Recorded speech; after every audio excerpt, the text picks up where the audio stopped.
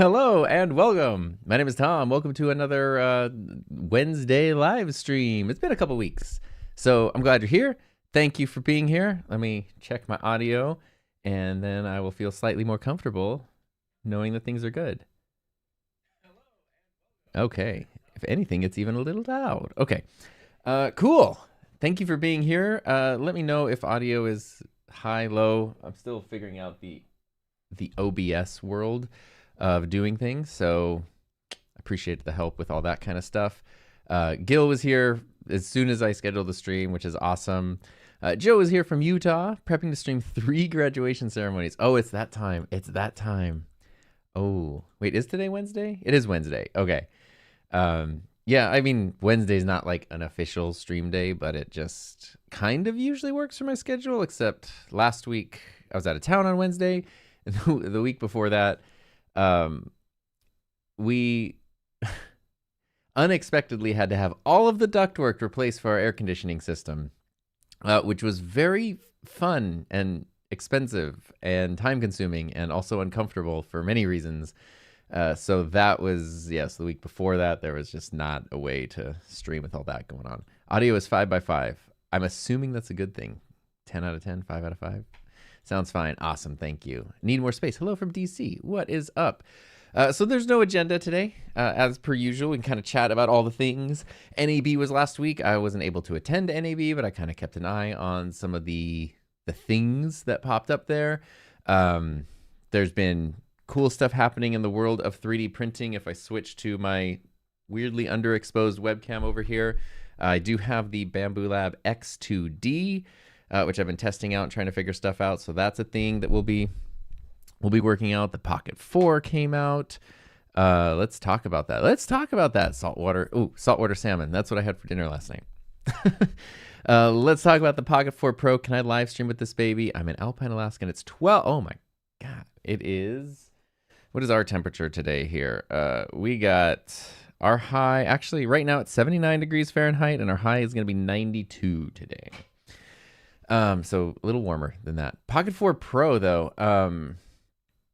I have my Pocket 3 literally within arm's reach because I use this thing all the time, and it's fantastic. And you can live stream with this one directly and as a webcam just through USB, and it works great. So the Pocket 4 Pro should be exactly the same because there's the Pocket 4, which is like the updated version, very similar to this. And then there's the 4 Pro, which I don't know have they announced the 4 Pro yet? Last I checked before I went out of town last week, it was like off the grid for a little bit. They they had announced that it was a thing, but they hadn't like announced about it yet. But I'm sure you'll be able to stream with it because it seems like DJI is very conscious about making all of their cameras live stream friendly, and I'm sure it will look great. The thing I've noticed, I haven't streamed a ton with the Pocket 3 myself, but the thing I've noticed, there's a couple channels I watch that do regular streams with the Pocket 3, and what I've seen is that 45 minutes, maybe an hour into their stream, sometimes it just shuts off. I don't know if it overheats or what, and they usually have to turn it off for like a minute or two, and then it turns back on. I've seen that happen pretty consistently, but I haven't used it enough for streaming to know that. But that's on the Pocket 3. If that's an issue with the Pocket 3, I would hope that, that's the kind of thing that would be improved in the Pocket 4. Oh, 5x5 is a radio communication term indicating signal has maximum strength 5 and perfect clarity 5, meaning loud and clear. Awesome. See? I've learned something. We are, 5 minutes into the stream, and I've learned something new. 703 BAM, 703 BAM. We said radio, and I saw AM. If you're only able to use one camera, which one would you choose? Please consider durability and cost effectiveness. Also consider overheating. Thanks. Love your show. I would do the FX3. No question. Here.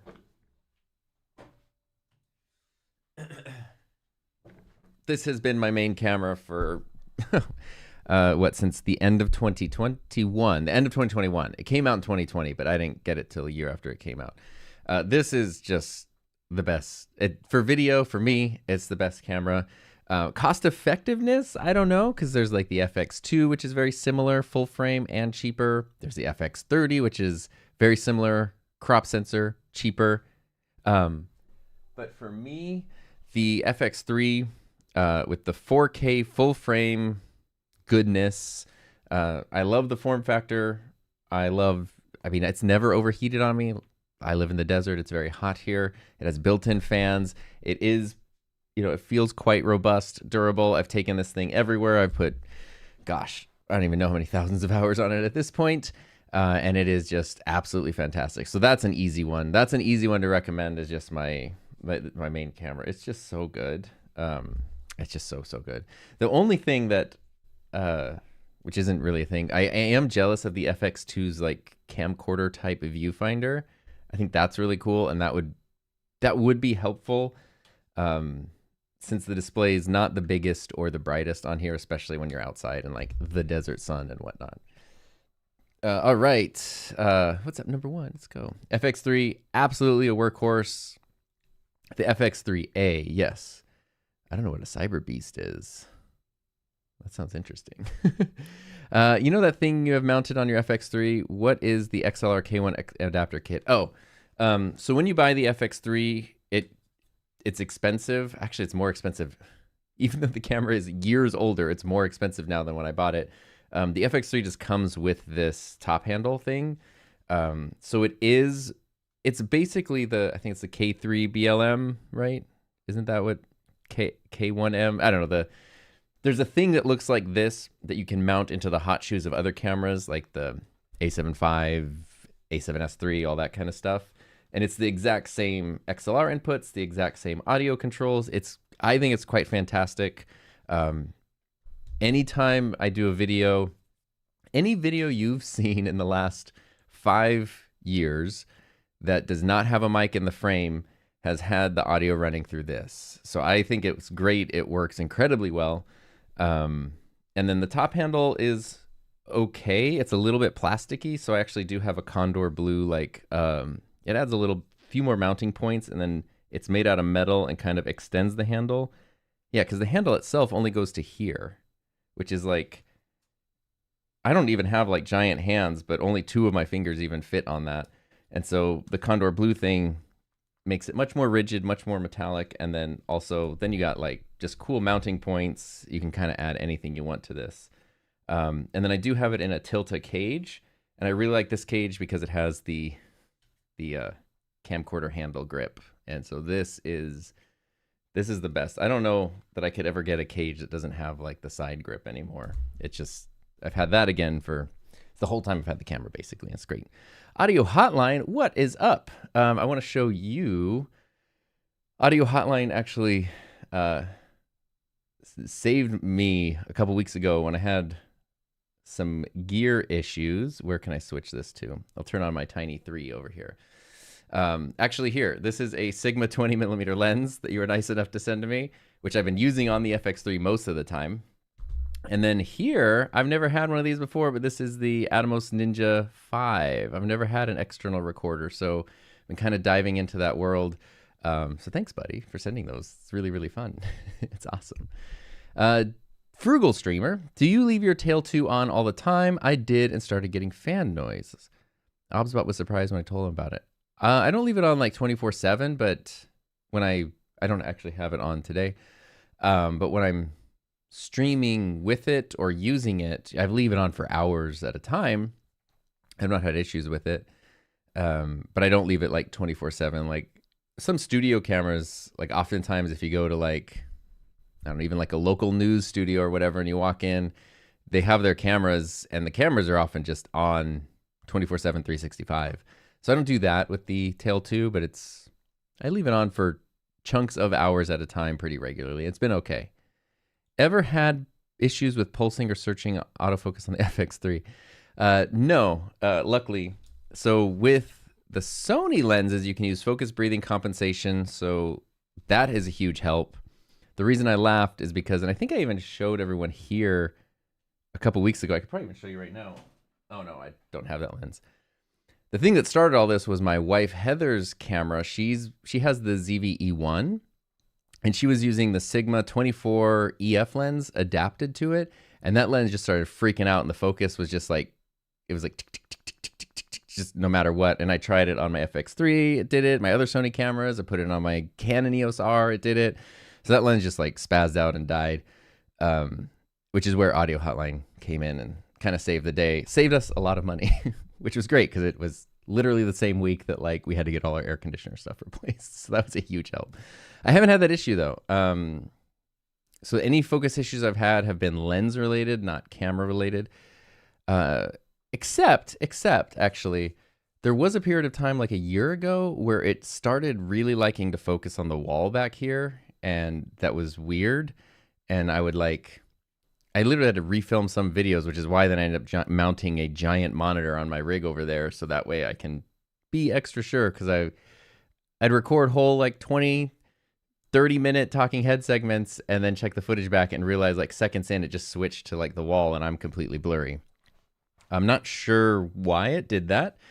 It hasn't done it since. It's been more reliable. I did all like, firmware updates, and then I also did register my face as like a priority thing. So I think it should, if it sees me in the frame, it should prioritize me, hopefully. Simply Andy, what's your opinion on OBS recording for YouTube videos with a cam link versus straight SD card recording? My dog has opinions on that.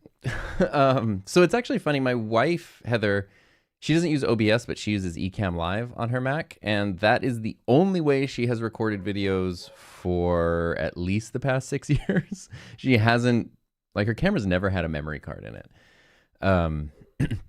So, and her videos look just as good as mine do, and she's using, her ZVE1 has the same camera sensor as this, so it's actually a pretty good test. There's no difference once you dial in the settings. And she is running it through a cam link, actually. So the only difference is she's using Ecamm instead of OBS. Ecamm does a bit of magic behind the scenes to cover up or to account for potential user error. So if you don't dial in your settings exactly right, Ecamm will kind of fix it for you and like just make it work. And I don't know, it's really, really nice. OBS is a little pickier. OBS, you really gotta, you gotta match your resolution and frame rate coming out of your camera to the input. And then OBS also has like your input size versus your output size. So there's multiple places where you can make mistakes with OBS. The benefit to that is you have total control over every granular step, but the downside is that if you make a mistake in one, it could mess things up. So if you dial everything in OBS and you do some testing, it should look pretty much every bit as good as your SD card for the most part. I don't really think there's any difference. I tend to use SD cards just because I usually use a lot of cameras at the same time, and I like them all recording. It's just kind of easier for my workflow most of the time. But then I do really like using also like the YOLO Box Extreme for 4K multi, and that's sometimes if I essentially have a video pre-edited in my head and I know which shots I want to use, that's kind of an easy thing to do. If I just want multiple cameras set up and then I'm not really sure how the heck I'm going to mix them all together, then I like using memory cards. I hope that makes sense. The PTZs in our studio never go offline. Okay. And maybe that's just a defective thing, because I think the Tail 2, there's some of those PTZ cameras that are meant like they're like industry standard PTZ cameras. Are big and beefy and bulky, and they're definitely meant to be online all the time. And I think the Tail 2 is like in that kind of the lower end of that realm.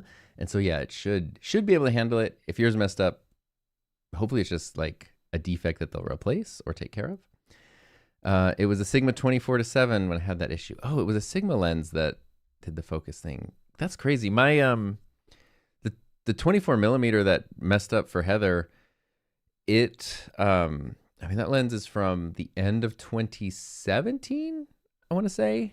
So it's a number of years old, but it's worked great. And she literally used it for like 4 hours the day before, totally fine. Went in her studio the next day, turned it on, and it just started freaking out.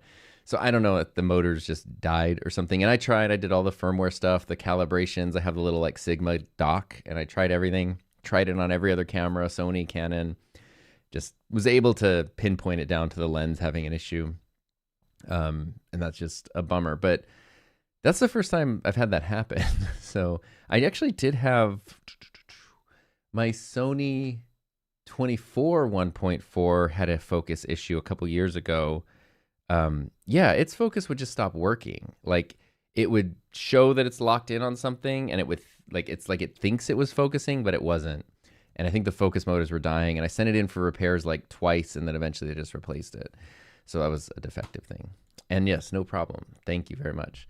Yeah. So I was telling Bronson Audio Hotline, I was like, oh man, like Heather's lens broke, and I was just ordering a used one off of MPB because she really likes that lens. Just worked great, and you get used ones for like $400. It's not too crazy expensive. And he was like, I have that lens that I do not use. Do you just want it?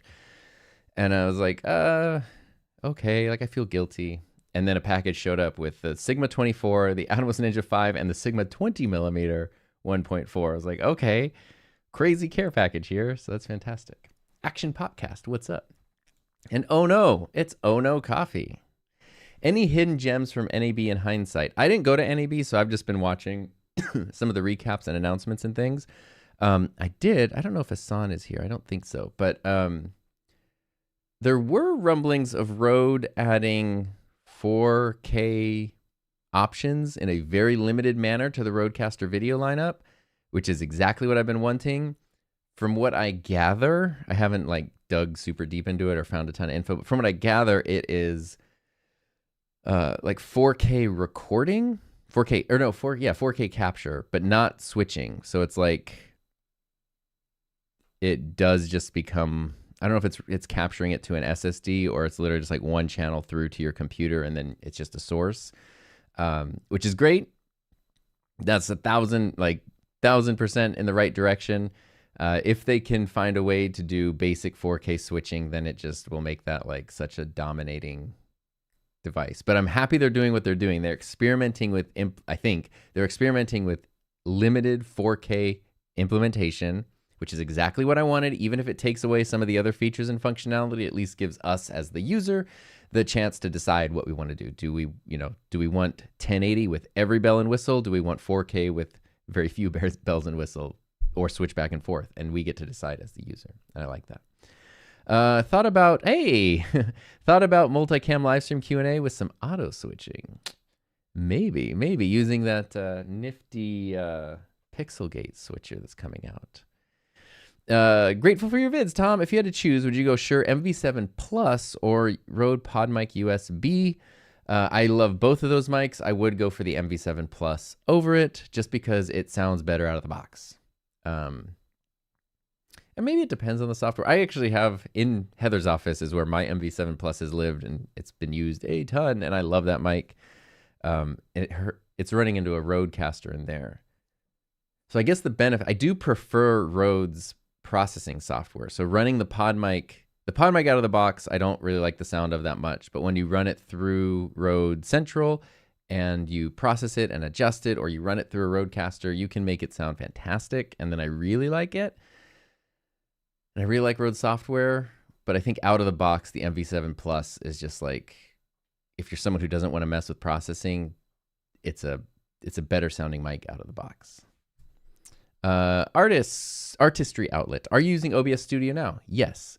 Is there an easier way to switch to 3 cams without using the up and down arrow keys? Oh, I didn't even know you could use the up and down arrow keys. I'm just clicking on them. You could use the Stream Deck. Apparently you could use the arrow keys. You can also use hotkeys. So I've been using an MMO mouse for a number of years now. I have a couple of different ones actually. And what that is, let's see if we can get the camera to focus, is it is a mouse that has a bunch of buttons on the side. And what's very cool is you can assign hotkeys. So these buttons 1 through 12, they basically reflect the number row on your keyboard. Although 0, minus sign, plus sign is 10, 11, 12. And so you can assign hotkeys, and then you can switch this way, which I really like. I do that a lot, especially with Ecamm, because Ecamm is just easier to assign hotkeys to than OBS is. And then that works because you're usually using the mouse anyway to click through scenes and click comments and stuff. And so then you can just click 1, 2, 3, scene 1, 2, 3, camera 1, 2, 3. And it works out really well. So I like this. This is like a $35. Oh, this is like a $35 MMO mouse. I pushed the wrong button. This is like a $35 MMO mouse, and it doesn't have Bluetooth, so I'm just using the little like USB dongle thing. I have a nicer MMO mouse that does like Bluetooth and all that stuff. But these are So helpful. And I also assign a lot of these on the side here for like Final Cut Pro editing shortcuts. So I don't know. This is like a different version of a Stream Deck in a way, and I really like it a lot. Maurice says, I'm going to start a podcast with the cast in different countries using Riverside. Got any tips you can share with me? Riverside's typically pretty great, so you should be good to go. If people are using Roadcasters, Riverside's actually quite good at reminding people to turn on mix minus and all that. I would recommend just, which you would probably do anyway, I'm sure, just do a test stream, test recording, and make sure things are working, make sure everybody's settings are good.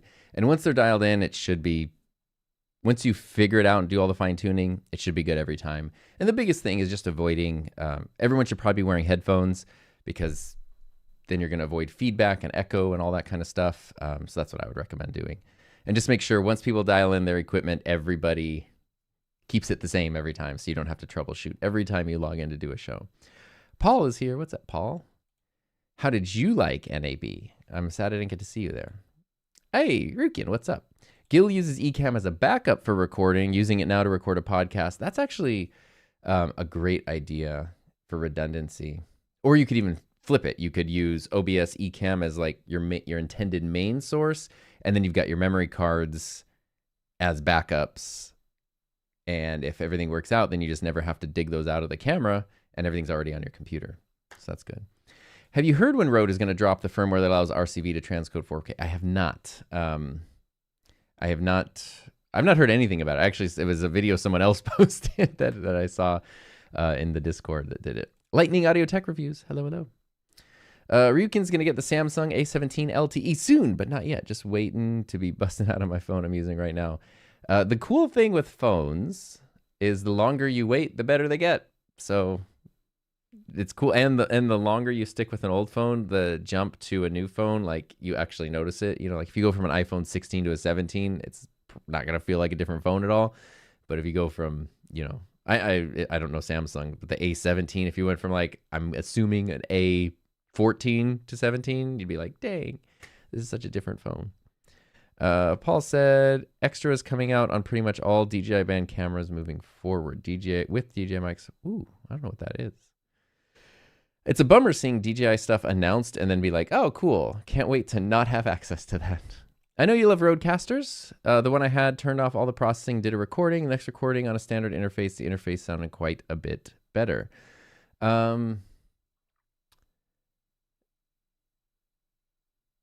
mean, you should go with the thing that sounds better. I don't know why it sounds better. That's great if it did. The Rodecaster for me and all the stuff I've tested it's not even close to how it is for me has been the best sounding thing. Sometimes with interfaces, a thing that I'd be curious to know what you liked better about the sound. Because sometimes with interfaces, the way they're connected to your computer, they're sending out a louder signal, and the Rodecaster might be sending a quieter signal. And so people hear like quiet versus loud, and they're like, well, I definitely prefer the thing that's easier to hear. So therefore the interface sounds better. But if all things are equal and you're really digging in, it's not pixel peeping because there's no pixels, but you're listening for everything, the Rodecaster's preamps are just so clean. But also, like, to be fair, the Rodecaster Pro 2 is, 4 years old now? In the time since, pretty much all new interfaces have really good preamps too. When the Rodecaster Pro 2 came out, it was more common for older things to have like 55 decibels, 50 decibels of clean gain, and it wouldn't even be that great. So they couldn't power a lot of mics. You needed boosters. Things were noisy. The Rodecaster came out and it's like dead silent up to 76 decibels. And since then, other things like even the Focusrite Scarlett 4th gens and all that stuff, like relatively budget-friendly things, have way better preamps in them. So the thing, if you're using a bunch of things and one thing is working and sounding better, that's definitely a thing to use. I'd be curious to know what interface it is, though. Action Podcast. If you had no choice and had to either delete the SM7B from existence or the SM58, I'd probably do the 58 just because I personally use the 7B more, and that's a selfish answer. The 58 is probably the more practical answer because it's just like, although Alan from the Soundspeeds YouTube channel the other day sent me a message, and it was a link to an acapella K-pop group where their YouTube channel had like 7.5 million subscribers, and there's like 5 or 6 people in the group. They're on stage, some huge performance. They're doing acapella stuff, and they're all hand-holding wireless SM7Bs with the, I don't want to assume credit, but it is the exact same rig and the exact same setup that I put together a couple years ago for NAB. It's exactly the same. And they're all holding them, and it sounds great. So I'm going to go bye-bye 58 and stick with the 7B. People might not like that answer. Just curious if I had a bad one or not. It seems like you might have had a bad unit, but I hope that gets taken care of, if so. Blown away by the Insta360 Mic Pro customizable e-ink display. Oh. I've not heard about that. That's cool. E-ink is really cool. The Luna looks promising. It better have UVC. I can't imagine the Luna from Insta360 that makes a bunch of webcams wouldn't have webcam functionality, UVC webcam functionality. I saw Jake Sloan's video on it yesterday, and it's cool. It's hard for me not to feel a little bit of bias towards the DJI just because they kind of nailed that form factor like a while ago. And, you know, in that case, it's like they sort of nailed it and are refining it. They're already on the 4th version versus like Insta kind of diving in version 1. But I don't know. So I'm sure the Insta one will be good. All things considered, both of them being good is great because then they just compete each other to make a better thing, hopefully. Viltrox is releasing some cool lenses. There's a 26mm 2.8 pancake lens, delicious, with autofocus, and it worked very well from the test we got to do at the show. That's so fun at NAB. You can go to like the Viltrox booth. They just have all their lenses there, and you can just pop them on your camera. Sometimes they have like test cameras, but a lot of times you can just take your camera that you're using, pop them on, do test footage, test photos. It's really, really cool. Sorry, Ecamm Live. I have a capture card, but don't want to lose USB-C charging on the ZV-E10. Sorry. Okay. That makes sense. The E10, you can use a dummy battery. But if you just like the simplicity of USB charging, then yes, you should stick with that. Because the dummy battery then gets clunky and all the stuff. Saw a really cool concept from Maono. They have a wireless mic with XLR and USB-C. I think I have that. I have is it the PD200, which I've been meaning to like test and review for months, but it's just kind of been sitting there. I've been like busy with other things. Yeah. MMO mouse. Yeah. There's like cheap ones, again, like $35 on Amazon. I think this is a Red Dragon mouse. There's also ones like the Ventus or something. They're great. And then I have the Razer. I have a Razer MMO mouse, which was that was like $180. It's a little more premium and has, you know, Bluetooth in it and stuff. These just have the little dongle. So if you only need it paired to one device, this is easy. If you want to pair it to multiple devices, that's where like the Razer's nice because it's easier to do that. Really helps. Want to increase my workflow. Wonder if the FX30 with the MKH50 through the XLR handle will sound the same through HDMI. It should. I do that all the time. It should sound exactly the same. And that is a cool thing when you're capturing stuff. If you don't have an interface or you don't have a video switcher or whatever that has great audio, you can usually just bring in your HDMI audio sources. So if you have, you know, a camera like the FX3 or a similar interface on your camera, then you can just bring in this XLR audio as a source, and it works great. All right. Hi, Jazra J. Backup. My X5 transmitter receiver doesn't have gain control, but it connects to an iRig audio mixer that does. Could the hissing audio, I think I remember, did we talk about this in the comments a while back? Could the hissing in audio be explained by the fact that gain is being adjusted too late? I don't think timing would have anything to do with it. Hissing in audio usually, correct me if I'm wrong, has to do with preamp quality. And so I've only used a couple of iRig things in the past, And while they've worked well, they've always felt a little bit cheap to me. And so it wouldn't surprise me if the iRig doesn't have the best preamp quality. And so you're turning up the gain on that, and now that's introducing the noise. Yeah. And so that's where I would blame not the timing, but the iRig's preamp quality for introducing that hiss.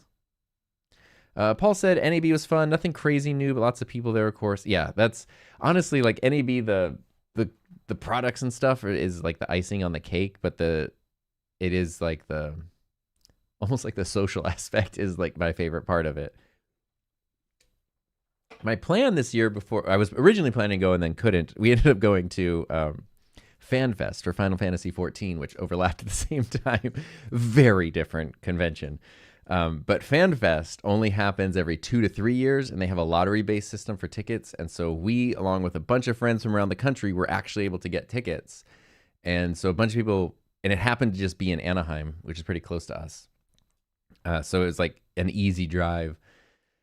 And we got to hang out with a bunch of friends from around the country. We got to go. It was super, super fun. It was really fun to go to an event that was not like work related, because it's FanFest. I'm just there as a fan. I didn't even bring a camera, although I really thought about it. But I was like, I don't want to make anything. I just want to go and like have fun and just recreational. It turns out you can go to things recreationally and it's okay. But yeah, NAB, seeing the people is really fun. And then what I wanted to do was last 2 years, I've gone for 3 days at NAB, and NAB is so big that honestly, that is not really enough time if you want to go to sessions, if you want to talk to people, if you want to see the booths. And so this year I wanted to go to 4 days, and then I went for 0 days. So my plan next year, I'd like to go for 4 days. And then what I would like to do is just... Oh, was the convention center done being remodeled? Because last year that kind of like put a wrench in the works, and maybe next year it definitely would be finished. It's hard to really go through the whole thing in multiple days. It's so giant, and so I wanted to just kind of go without a game plan. Find people to have fun hanging out with, and then just like take my time, kind of meandering through and seeing all the different stuff and. That's what I want to do next year. That was my plan this year. So there we go. There were unconfirmed rumors that they were releasing road capture for Android soon. They should. I mean, that makes sense, right? It would be crazy if they didn't. So I hope they do, because road capture is pretty sweet. And it must be easier for them to work with the iPhone, I guess. I'm not a developer, so I don't know how that works, but there we go. The Rodecaster sounded muffled. Other people, including voice actors I played for, agreed. Not sure if I had a bad one. 4th gen Scarlett makes sense that would sound really good. The Rodecaster, though, to be honest, I never use mine without processing. So maybe default the Scarlett does beat it, which is cool because the Scarlett's like cheaper. So that's not a bad thing. Cart Guy bought his first new camera in over 8 years. Nice. Congrats. Sony had a promo in South Africa, got a ZV-E10 Mark I, which is a fantastic camera, and a kit lens for $640 USD. That is an amazing deal. Even though the ZV-E10 is like a couple years old, it's still such a good camera.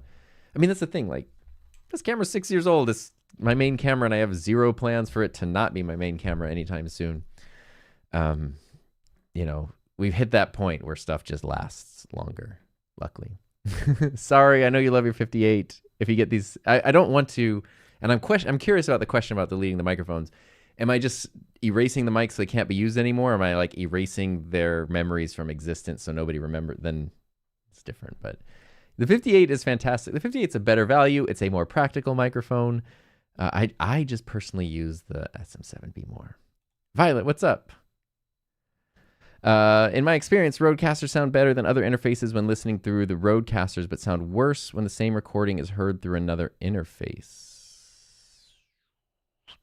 So if you're recording through the Rodecaster, but then playing it back, like the audio is coming out through another interface.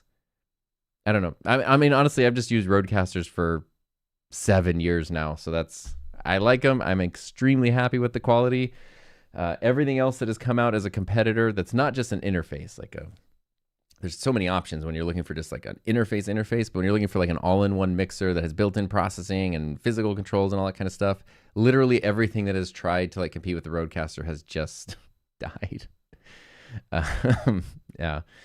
Mono sent me those wireless mics. They're pretty cool and sound nice. Mono mics sound nice for budget mics. I'm excited to experiment with them. I just like, it just keeps getting like pushed down my, I'll do that video next. And then I get an idea for something else or whatever. And they keep getting pushed down. Yeah, I mean, luckily, see, this is a thing. I think it's the same for you, but like, if a company sends something, I'm under zero commitment to do anything with it. So if I never make a video on the Mono stuff, it's fine. I want to, though. The reason I said yes to accepting them is because they sound very interesting, and I've played with them a little bit, and they are really cool. But I haven't done like real testing, comparisons, that kind of stuff to like actually make a video worth it yet. Hopefully soon. What did you make of Gerald Undone retiring? Honestly, I think it's a good thing because I don't know Gerald all that well, but he's been pretty open in his videos about the fact that he's not been super happy doing what he's doing for like years now. So I would prefer to. I don't want to watch someone do something they don't want to do, So I'd prefer that he, if he wants to shift and do things that he wants to do, that he's excited about and that he's happy about, I think that's a really good thing.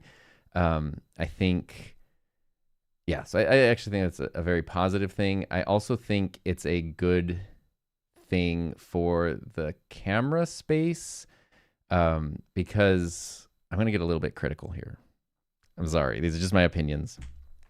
I think a lot of people have misunderstood what Gerald does, and it has made the space worse, which is why I'm like not interested in camera YouTube that much anymore.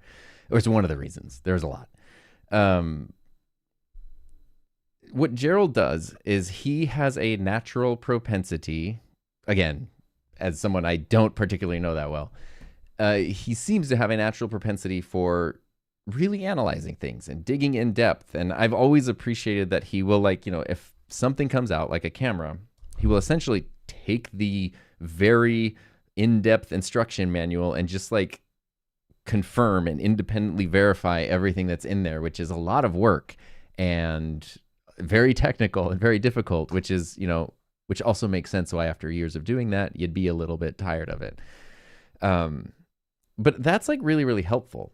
And so obviously his videos and his reviews and things kind of gained that respect of being like very good sources of information. And I think the problem, so that's all fine. I think the problem is it translated to people seeing how he was doing his reviews and thinking highly technical equals good.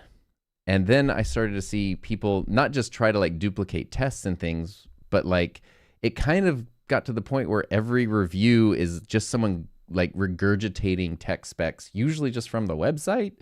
And it's like, I am not interested in that personally. I'm not interested in that at all. And I can do that myself. I can just go to the website and read the specs. I don't need to watch your like 17-minute video about it. But it's this weird thing where it's like people almost they know like Gerald is very technical. So I will make a good video that's very technical, but I don't know how to be technical like Gerald. So instead I will just regurgitate specs and things. And it's like, okay, cool. But what's your actual opinion? What's your actual experience with the thing? What's it like to actually use the thing? Like how, like all these like subjective things, all these qualitative things, like tell me about those because you're an individual that can have those individual experiences. I don't need you to just copy and paste a worse version of what someone else is already doing. So I kind of think that if people aren't seeing that as the template as much anymore, maybe people will stop badly copying it, and that would be a good thing. Sorry, that was my little rant. SmallRig S70 is a masterpiece in form factor. My favorite wireless mic. Ooh, it's just missing 32-bit float. I actually just saw this the other day. I'm wondering, there's been a couple of wireless mics that have added 32-bit float later on in updates. The Rode has done it. Sennheiser has done it. Probably a couple others have done it. I'm wondering if that's a thing that could be added because then you have no complaints. Steggy, what's up? It's cool to see you here. Just switched to an MMO mouse. Boom. Need to work on not accidentally pressing buttons during use. Yeah, I got this when I started playing Final Fantasy because it's an MMO. It's MMO mouse. Makes sense. And then I realized, like, my God, these are insanely productive. Like, my editing in Final Cut is so much faster because of this. Switching around stuff is really, really cool. Edgar B, what is up, Tom? Just stopping by to say I love your videos and the wall color. This is Living Stream by Bear from Home Depot. I have the same color. Where did you get the mic cover? Oh, this is from a website called reporterstore.com. They're based in Europe, and they're awesome.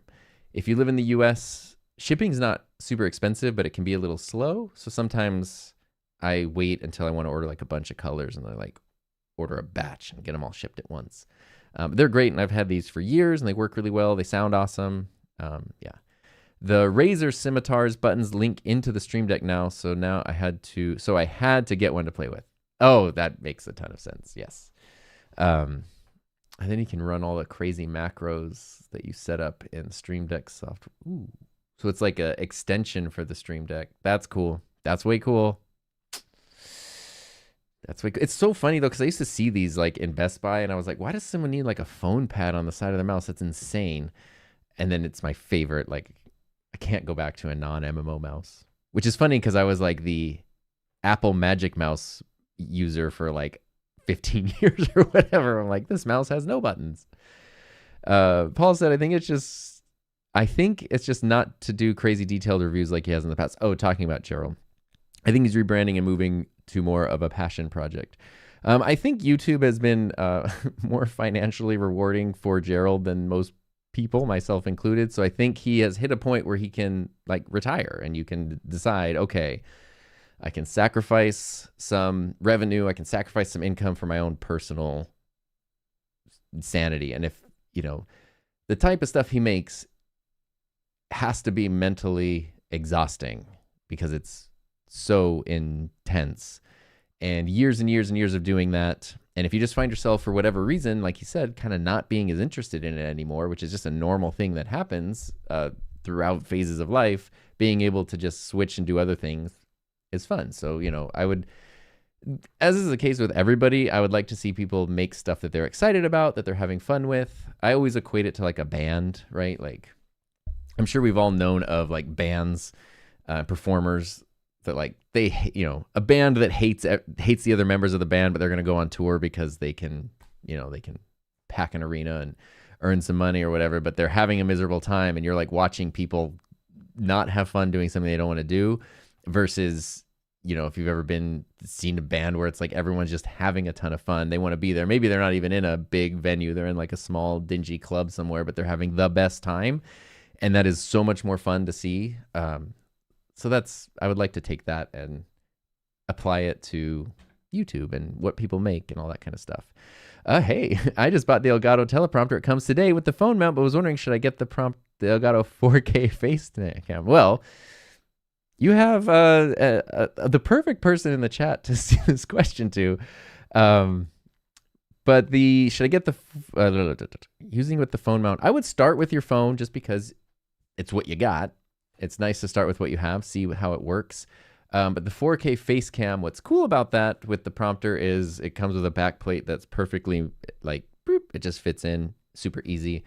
And what's cool, whether it's the face cam or anything else, when you have a dedicated camera, you don't have to keep moving it. You know, when you got your phone, every time you want to use it, you got to clip it in, set it up, plug it in, get it connected to your computer, figure out the charging plus the video transmit. You know, there's a little bit of friction in the workflow versus just having like a camera that's permanently there that you just turn on and it's ready to go. So that's always a nicer workflow, but it also depends on your budget and stuff. Oh, see, this is what Steggy said. If you're using the prompter for video call streaming and don't want to keep hooking up the phone each time, face cam more convenience. Great minds. Paul said, seemed like it was done, but this year, the Vegas Convention Center remodeling, but wasn't as large as in the past. Oh, interesting. I'm wondering if it was as large, but they had more room, so it wasn't as like condensed. Huh. Have you ever gone out your Rodecaster into the Sony? I've not, because the Rodecaster, like, well, it has the monitor outputs. I've not really found I have my Rodecaster monitor outputs connected to speakers on my desk, and that sounds fantastic. But I've never found a great way to connect the Rodecaster to a camera, to an ATEM, to that kind of stuff. I always just end up using it through USB. And there's always been kind of one of the downsides is there's not like a reliably easy way to do that. Okay, we're going back to the mic thing. You're making the mic you pick be, oh, okay, it's distant memory. We're not erasing it from all of history. Okay. Sorry, I'd still go with the 58's got to go.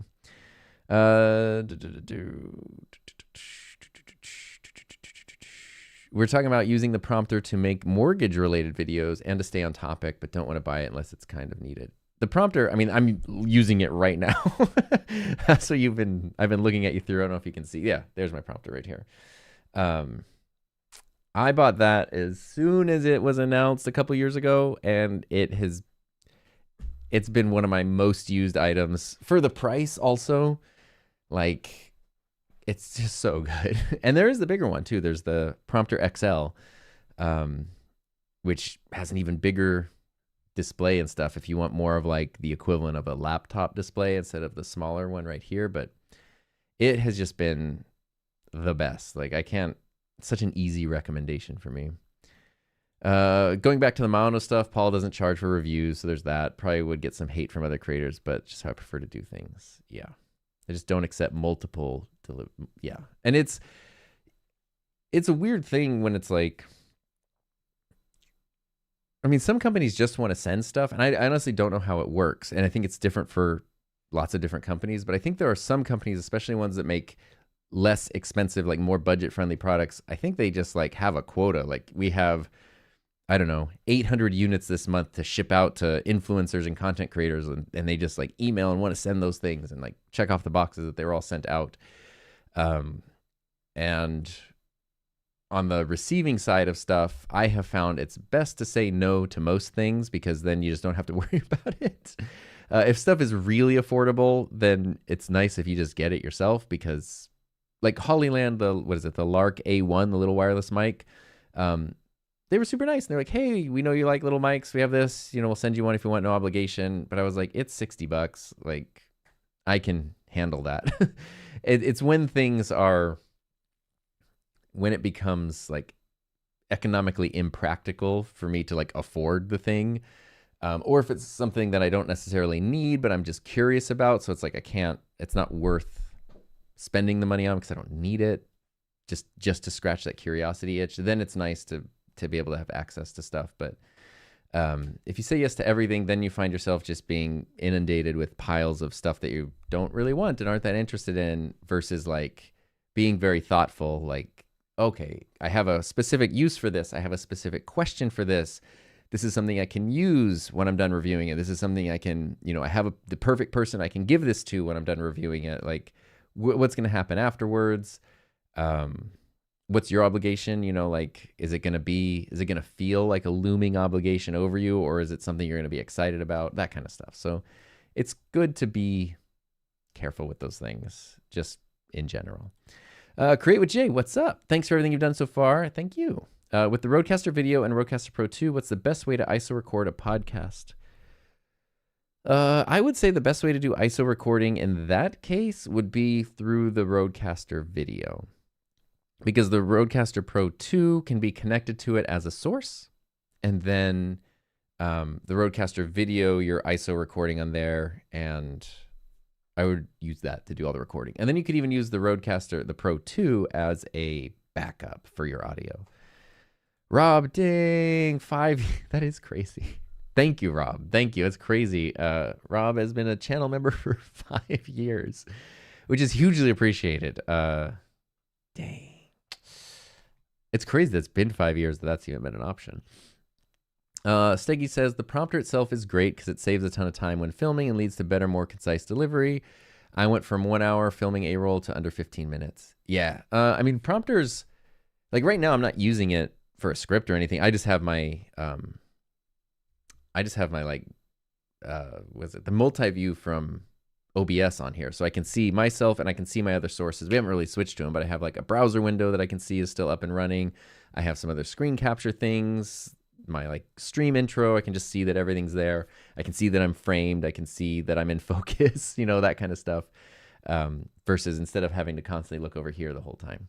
So it's helping me keep eye contact. I use it for video calls and stuff constantly because it's the same thing. You can just stare at the person.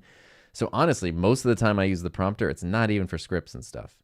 And even when I do scripts, I usually use an outline more than a script, which is just like, now I can know, like, talk about these points.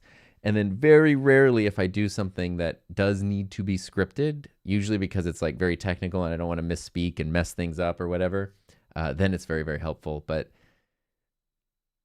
reading a script off a prompter, though, just be aware, this goes with any prompter, is a skill. And so it's something that you have to practice a little bit to get comfortable with and to look good at. Some people feel like they never get good at it. Some people pick it up right away. It just sort of depends, because ideally you don't want it to be obvious you're reading a script. So yeah. Mr. Robbie's here. Wait, am I frozen? I hope I'm not frozen. This is the problem with being a little... Oh, I'm still good. Okay. You're in Switzerland, so maybe you're frozen because it's cold over there. It's 90 degrees over here. What green screen do y'all recommend? Is the Elgato overpriced? This is the perfect like Elgato showcase. So fun fact, the only green screen Heather and I own is the Elgato one, which is because what's really nice about it, it's actually very cool. I don't know if there are alternatives that do this. And actually a bunch of our friends have one too. Let me switch to my browser source. There we go. Yeah, we just have the regular size one. We don't have the big one. You can obviously just get like a green sheet or whatever for a green screen. But what's really nice about this, and I don't know if this is basically what it looks like most of the time. It's a big heavy duty metal thing, but ours is literally under the guest room bed. That's where it lives. And then when you're ready to set it up, you take it, you set it out, and it extends out like this. So what's cool about that, and why I really like that, is I guess if you just had a sheet that you hang and you take the sheet down, that probably takes up less space and obviously costs less money than the green screen. But the problem with things like sheets and stuff is they get wrinkles and they get shadows and they get creases and they get all that kind of stuff.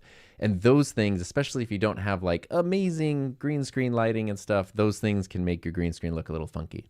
The way that the Elgato works, when you extend it out, it's like stretched taut, and it's a heavier duty like vinyl type material. So it doesn't have any wrinkles. It doesn't have any folds in it. So it makes it easier to get a clean looking key. And so that convenience to go from literally no green screen to like pull up the green screen. Now I have like a perfectly flat green screen is really, really nice. We've had ours for years and it works great. And they have a bigger one too. The regular size is good for one person, but if you want to fit a couple people or a wider shot, you might need the bigger green screen. I think it's worth it. I do think it's worth it. Elgato stuff may be a little expensive, but it's usually pretty nice. It depends. I mean, I think their prices are typically pretty good, other than the I guess it's a Corsair thing. The Corsair like Stream Deck keyboard, I think, is a little bit too expensive. But otherwise, like this prompter, what is the current prompter price? Don't let me misspeak. I think it was $280 when I bought it. The Elgato prompter currently is retail is now $299, so it went up $20, as did most things. Although B&H right now has it for $270. That is super worth it. Because it works really well. It's all in one. It has a built-in display and it has software that works. And a big thing with prompters is it has software that works not only for the prompter side of things, but also for adding it as another display. And if you're using it on a Mac, which Macs are very limited in the number of external displays they can support, it does not count. Like the Mac does not view it as an external display. It has a special thing that makes it so like you can kind of bypass that. So you can even add you can add it as like a second or third display on a Mac laptop, which is very, very cool. In the past, I've set up studios and done like live stream things with prompters where like the cheapest ones I've used that were kind of all in one Granted, they were bigger. They were larger than the 9-inch regular Elgato prompter. I think the cheapest ones were like $1,500-$1,600. And they're like big and heavy and bulky. And then even when you spend that much, these are like prompter people prompters, which is ironic. Sounds funny, but it is a brand. It's like a well-known prompter brand. The software is horrific. And so that's why when I think the prompter, it's almost like an ATEM. So if you've been in the world of like pro level prompters and you see what the Elgato does for $300, it's like basically free. It's like the best deal ever. But if you're unfamiliar with prompters and you've never had one before and you're like $300 for like a thing that's not even a camera, then it seems expensive. So it kind of depends on which angle you're looking at it. I can attest that it is a really good deal. And it's awesome. And then there's the XL, which is 15 inches, right?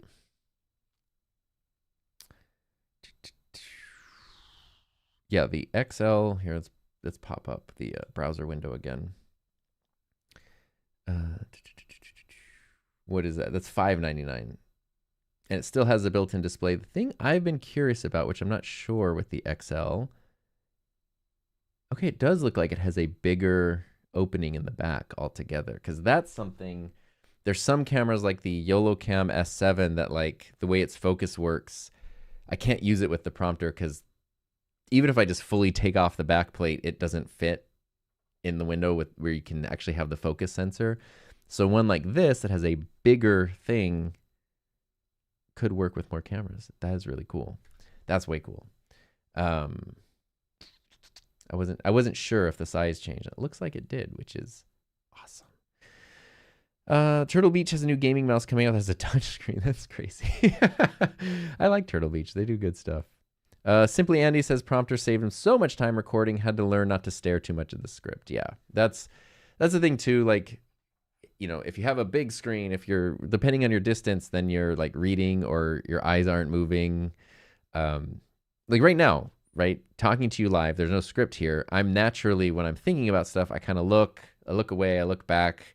I'm not just focused on this one point here. So when you're reading a script, you kind of have to train yourself to do that, to, you know, like, here's a point. You're not just reading it, but you're trying, you know, when like elementary school, when a kid would be called on to read a story and they're just like, you know, the quick brown fox jumped over the lazy dog. They're just like obviously reading it. You don't want your prompter to be like that. You want to, you know, take time. Like, what is the point? What am I trying to communicate? That, share that. Maybe you need to look away for a second. Maybe you need to grab something, you know, like be dynamic and then jump back into it and all that. I want buttons you can feel on a mouse. I'm a tactile guy, but I'm wondering if that mouse has like touchscreen plus physical buttons. That could be cool. That could be very cool. Steggy says, I find exaggerated movements help with my hands head that mask the reading of a script. Because that's what you do when you're talking to someone. You move a lot and you look around and you do stuff like that. But when you're reading, you kind of lock in and you're like reading. And so remembering that you need to move makes it look more natural. I think the OBSBot Tiny 3 webcams are underrated. You can easily use 3 of them for podcasting. I have a whole video just about that. And this is my Tiny 3 right here. It's on auto exposure, so it's going to take a second.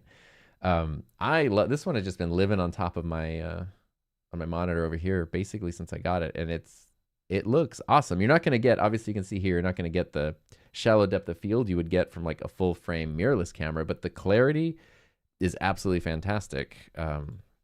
And then we jump over here, even though this is only 1080, I'm at an f2.0 lens, and we get very nice background blur and stuff. So, plus this whole scene is lit specifically for this camera and dialed in for this. So this is definitely going to look better. What do you think Rode is going to do with the Sonara tech? Yes. Outsource it or use it for something. Oh, for sure. I don't think they're going to outsource it. But I say for sure. I actually don't know. It'd be funny if they did outsource it to Shure and then they'd be for Shure. Rode, if you're not familiar with what this is, Rode during NAB, they made some product announcements, some really cool seeming stuff, and they announced this thing called Sonora, which is, it's almost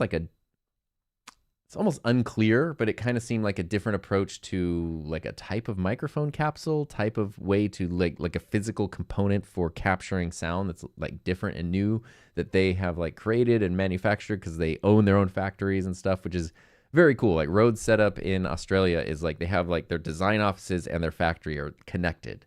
So like the designers can literally walk into the factory and see how things are being made. I really think that's pretty cool. It's pretty unique. But they didn't like announce a product with it. So I think I took it as the equivalent of when like Apple announced that they were making their own like Apple silicon. How do you say that? Yeah. Their own, Apple was making its own processors and stuff. And then it was like, here's M1 and all these computers and all this stuff like that. So I think Rode is like, we're making our own thing. And then in a while, I don't know when, we will see whatever that means. It seems like they were prompting it as like really good quality. So it's a cool, a new way for a microphone to sound good. But it also seems like in terms of the types of microphones you could make, the types of audio you could capture, maybe, if you could get this type of sound from a really, really tiny microphone, that would be really cool and, all that kind of stuff. So I don't know how it works or what it does, but it seems cool. Michael says, I think camera YouTube peaked during the pandemic and we had no idea. Oh, for sure. We had all the time. Product innovation was high and the genre thrived. Yeah, that was kind of a perfect storm because cameras had been, I got into camera YouTube back in like 2010, not to sound like so much of a hipster, like before it was cool. But when DSLRs were first able to record video, it was so exciting, but it was also really complicated. Like, how do you get stuff to look good? How do you get these things to work well? What kind of lenses? And a lot of stuff was also really budget friendly, right? It was like, this is how you go to Home Depot and get some PVC pipe and make a shoulder rig, like that kind of stuff. And every time a new camera came out, it was leaps and bounds. Just the same with like iPhones and stuff, right? Like, or iPods, right? The first iPod was just a thing that could play 1,000 songs. And by the end, like the last iPod was just an iPhone without the phone. Like, they evolved a lot. Same thing with phones, right? The first iPhone was like, hey, it's a smartphone. It has a touch screen. It does all this stuff. There was no app store. There was no video. There's no front-facing camera, nothing. And now, then every year it was like huge leaps until the past 5 years or whatever. It's like they've all been kind of the same. Cameras kind of the same thing, like huge evolution and then a plateau as the technology matured. And it just kind of so happened to really reach that point around 2020. Which I think is a coincidence because the FX3 A7S3 is kind of like that marker to me because that was Canon announced the R5, which was very exciting because it was like, wow, here's a full frame mirrorless camera. And then Sony announced, like a month later, Sony announced the A7S3 and the FX3. And I had a pre-order for the R5 and I canceled it. And I think a lot of people did because Sony was suddenly giving everyone everything they wanted at the time with little to no compromises. And since then, it's only gotten better. And that just, obviously for them to make those cameras, they had to start making them way before. So the pandemic was just like, it coincidentally happened at that time. But because it happened at that time, people did have a little bit, you're stuck at home. You had more time to like read about specs and, figure out what you want. I think, in a weird way, some people ended up with more disposable income or more money to afford things like that because since you weren't able to do stuff, you're not going on vacations, you're not going out to eat, you're not socializing as much. So it's like, okay, well, I guess I could buy a new camera. And so it did all kind of peak. And then you have time to be at home watching like, hey, I want to get this camera. Let me watch every video about it. Let me watch every tutorial. Let me, really dig into it. Whereas now it's like every camera's great and everybody's busy and everybody's broke. So not ideal for like the world of stuff. Plus there was a thing I noticed, which I say I bought this is $3,800, right? Like this is a very expensive camera. And now I think it's $4,200. It's more expensive. I justified that because this is my job and this is the main tool for my job. So it has been worth it. I could do my job with not needing this, but this has made my life easier over the past 5 years. So it's been worth it. That's very, very expensive. But there was even a thing where like, I'd say around like 2021-ish, some cameras were coming out that were like $6,000, $7,000, and people were just buying them, which is cool. There's nothing wrong. Like it's not for me to have any opinion on what anyone else does with their money. But it kind of almost became normalized. It's like, yeah, obviously you got to buy this $7,000 camera and you got to kit it out with a $3,000 lens and a monitor and a this. And so you're walking around with a $20,000 rig for your talking head YouTube videos. If you got the money and the resources, not a problem. Like, for sure. Make your gaming stream with an Alexa, an Ari Alexa or whatever. That's cool. But it's not super practical and it's not super relatable. So there's a huge difference between like, wow, this camera, look, you can get a nifty 50 lens and some PVC pipe from Home Depot and do something really cool, versus like, you need to get the new $7,000 camera. And one is a heck of a lot more relatable than the other. And yeah. Obsbot cams are great for little webcams. I got to try a couple of them. They are absolutely fantastic, especially the world of PTZ tracking and stuff is really, really cool. Grayson Petty says, oh, I didn't know you're doing a live stream. I didn't 100% know I was going to do one either. It's just the mood strikes. Oh, Dante. Wait. Oh, sorry.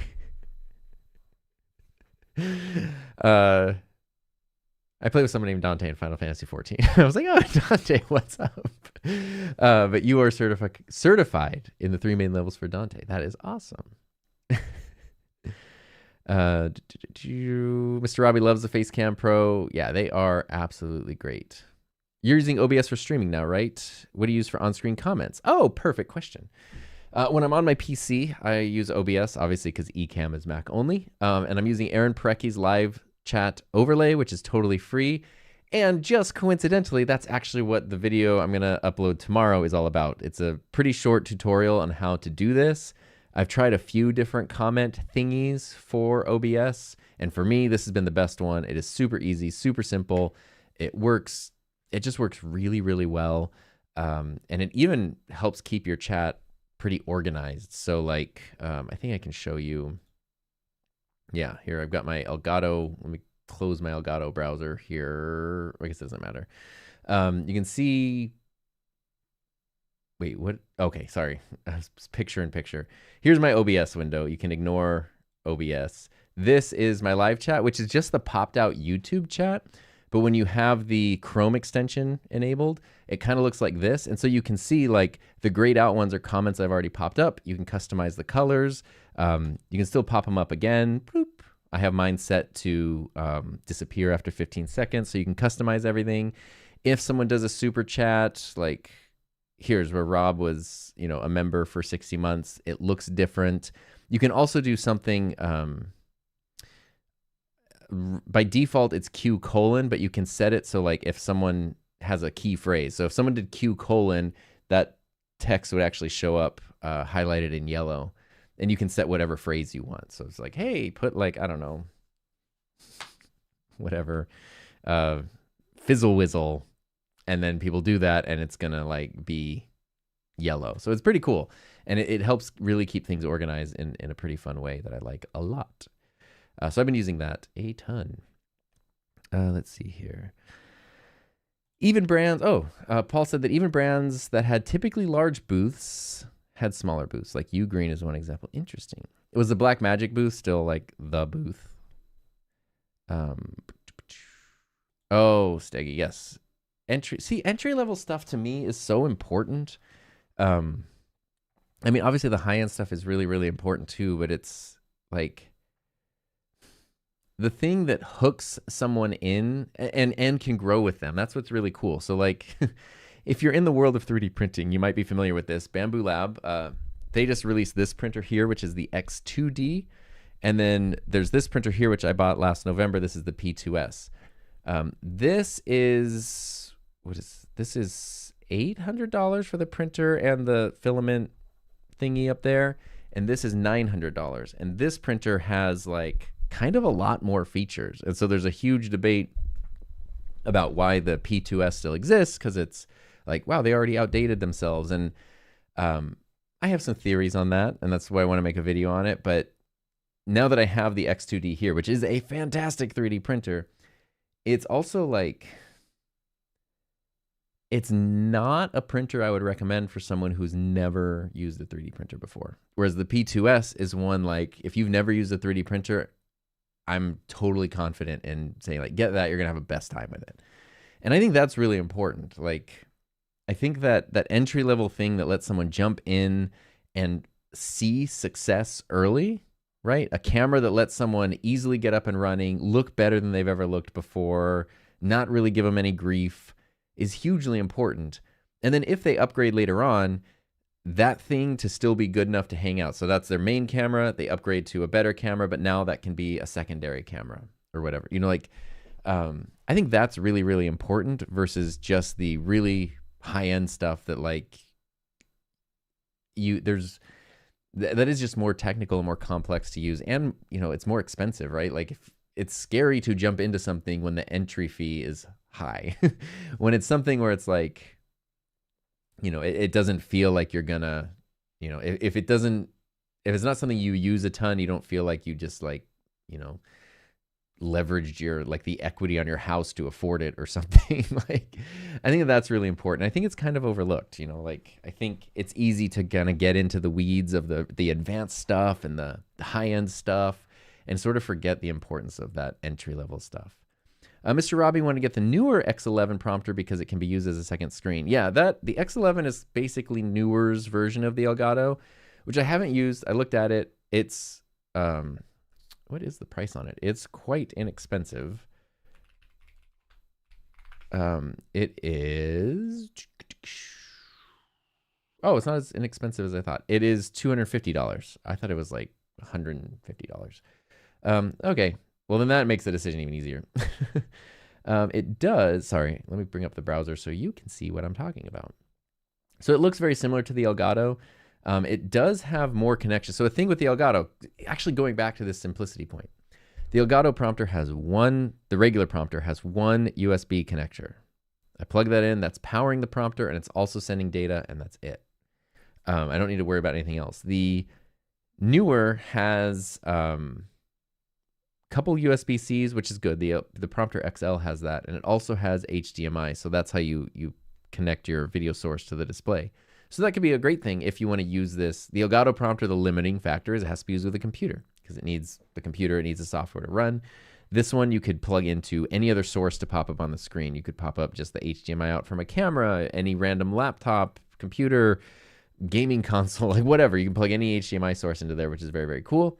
I don't know what their software situation is, but that was the reason I didn't.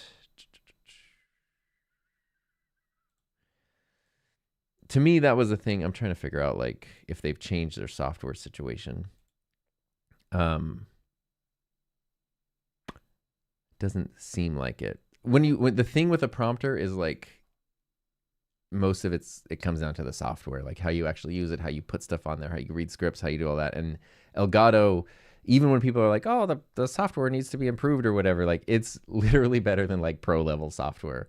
Yes, there's room for improvement, of course, but you're not going to find better software, which to me makes it a better experience. And so that's why I go there.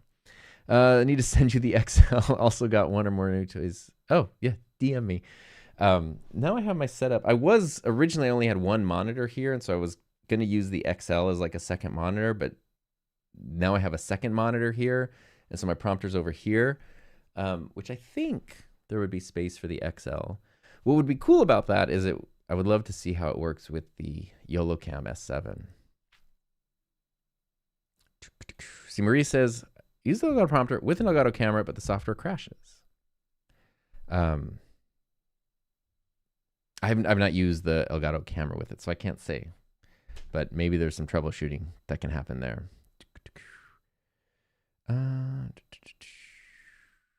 Prompter can be used as a second screen too. Yes, it can, which is very, very cool. And that makes the larger prompter, that's one of the practical things, is it's basically, it's 15 inches, so it's basically like a laptop display.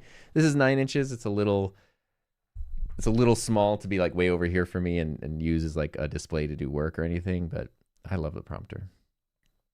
Are those 3D printed wall mounted microphone stands? These are things I bought.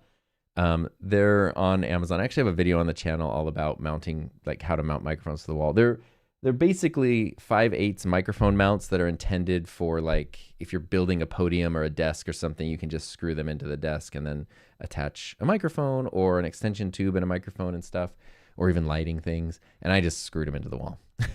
But I bought them. They are made out of metal. Violet has green polar fleece. If it works, it works. At the end of the day, it works. Paul says prompter reading is for sure a skill. I talk with my hands a lot, so that helps too. I think the key is just not completely stare at the monitor. What do you think of the new Rode wireless mic, their UHF system? I've used Electrosonics in the news in the 90s. Great partnership. I thought it was more expensive than it should be nowadays. An XLR transmitter would be really, really fun. I have to feel like they'd have that in there. I thought it was very cool. Rode has not had a UHF wireless system in a couple of years. They started releasing a whole bunch of wireless mics and then killed off their UHF system, which was sort of weird. And now they announced at NAB, I forget what it's called exactly, but it's their UHF wireless system, which I think actually is very, very cool. I currently have a Sennheiser and a Shure UHF system and the Saramonic. They're all great. But the 2.4 gigahertz systems have also gotten so good and they're so easy. And I don't know what it is, but like they used to be super prone to interference. And I feel like I've not had interference issues in ages with those, knock on wood. So I kind of just default to those a lot of the time. Lightning Audio had what was basically a green fleece blanket on a curtain rod. And then I could slide the green screen out of the way. See, that's smart. That's actually like really smart and simple. You know, curtain rod, blanket. That's got to be like, I don't know, under $50 total. Pretty cool. Lighting is very important. Yeah, in an ideal world, and this is why the Elgato is good. In an ideal world, when you're creating a green screen or you're using a green screen, you're creating two separate lighting setups. So you hopefully have some depth between the subject and the green screen. And then the subject has their lights on, and then the green screen has its own lights. So the green screen lights, you would just want to light it flat and even. Get rid of shadows, get rid of wrinkles, get rid of hot spots, make it nice and even. And then your subject, you can light them however you want. And that's kind of what you're doing. In practical setups, like the Elgato green screen is like, you know, for streamers and home creators and stuff like that. You're typically in smaller spaces with less equipment and less room. So a lot of times the screen is like right behind the person. They don't have multiple lighting setups. They just have one or two lights that's just kind of doing everything. And that's where having the thing that makes it completely taut without any wrinkles really helps, because it covers for what is usually less than ideal lighting situations. Elgato has the green screen XL for wider availability, but it's a bit up in the air, at least in the US. Yeah, I have some friends that got the XL, and it's because they streamed together, two people in the frame. It works great. Heather and I use the regular one, though, and we just kind of like smush next to each other. Let's see here.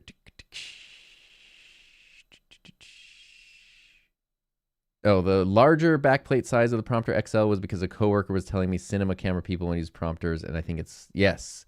So yeah, it's and there are a ton of 3D printed backplates for the Prompter because it's an easy format to print for. But this is the camera I was talking about, the YoloCam S7, which is very cool. Like right now, the camera here is great. This is my EOS R.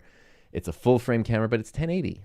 I'm running it into a 4K capture card, doing a 4K stream, but this is actually a 1080 camera. This is a 4K camera that also doesn't have any buttons. I don't need to reach behind and turn it on, do anything. I can control everything from this on the computer, so it's perfect. And it has great autofocus. It's not full frame, it's micro four thirds, but the autofocus for this camera is right here. It's not like in the lens or the sensor. And so this is just wide enough that if you put the lens in the Prompter, even if I remove the backplate and I put the thing here, this sensor gets covered up just a little bit, and so autofocus with this camera doesn't work. But I would be really excited to use this camera and just have this as my desk camera that is exactly what it's made for, and it's 4K, but I can't use it with the regular Prompter. And so obviously there's other people too, if you're using giant lenses or bigger cameras or whatever. The flip side of that, though, is my current setup. I don't think you can see it if I turn on the OBSBot. The Prompter is just hanging off the lens of my camera. I actually, 2 or 3 weeks ago, I did a video all about this setup. It's just mounted off, floating off the side of my desk over here. It's super compact. It's great. It works awesome. Like, I love it. You think you can do your whole workday in a Vision Pro? I mean, like, if I had to, maybe. I've never used the Vision Pro. I don't think I'd want to. I do have I have a Quest 3 because I got it a year or two ago for NHL Sense Arena, which is like hockey training stuff, and that's the only VR I've ever used, and it's great. And I mean, that thing was like $500, and everything it can do is kind of amazing. I bought it for that, but then it's like, oh, I'll watch YouTube here or play another game or something. And it does even have, Apple's thing seems more geared towards like augmented reality rather than VR. But the Quest 3 does have like, you can mirror your computer screen and like pop it up all huge and stuff, which is cool. I don't think I would want the thing on my head all day. I like wearing it for Sense Arena for the hockey stuff. I use it for like goalie practice and stuff. The headset hanging off my face actually feels really similar in terms of weight and balance to my actual goalie mask. So it doesn't feel weird because when I'm doing those movements in real life, I have a thing hanging off my face. But if I'm just like editing a video or something, it'd feel weird after a while. Reading script and sounding natural is pretty hard. Some people, yeah, it's a skill. Some people are better at it than others. Some people never get it down. Some people, you'll never know they're reading a script. It's cool. Do you think the Bamboo Lab P2S combo will still be worth it in December? So I'm going to talk about this in the video I'm making about the X2D. I think it depends on what worth it is. My theory, which is based on nothing, is that Bamboo, right now, having the P2S and the X2D $100 apart is confusing to a lot of people because the X2D has like a lot more features for $100 more. I've been kind of arguing that like, but the X2D, every new feature is also added complexity, and that applies for anything, cameras, audio, whatever. Every time you add a new feature, you're adding a little more complexity. And in the case of a 3D printer, a lot of times those new features is literally like a physical mechanical component. So that's something to maintain. That's a potential point of failure. Like it's something to understand and set up. So it's not as streamlined and smooth as the P2S is. And I've been trying to argue that, and people have been like really not liking that I've been saying the P2S is still actually a very good choice in a lot of cases.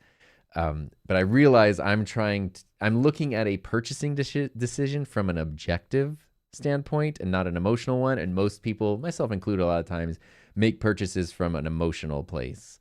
And so a lot of people, like I've looked up so many videos on the X2D printer where people in the comments will say like, oh, I'm definitely going to get this. I don't even think I'll need all the other stuff. I don't know if I'll ever use those things, but it's nice to have. And I'm like, okay.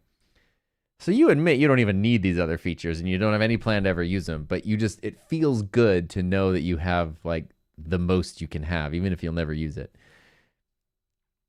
It's not a logical place to get something from, but I've done that, like my current car is 10 years old, but when I bought it, it's a Toyota RAV4 and it's a front wheel drive. The RAV4 can be a 4-wheel drive car. And so obviously I had the thought like, well, I never had like an SUV kind of thing before at the time. So I was like, oh, 4-wheel drive would be cool. And then I was like, it's more expensive. Literally, I have no plans. Like a dirt parking lot sometimes, like a slightly unpaved road every once in a while. I have no need for 4-wheel drive. In the 10 years I've had that car, I've had zero need for 4-wheel drive. It's not what I use it for. There are people out there who absolutely need 4-wheel drive cars. I'm not one of them.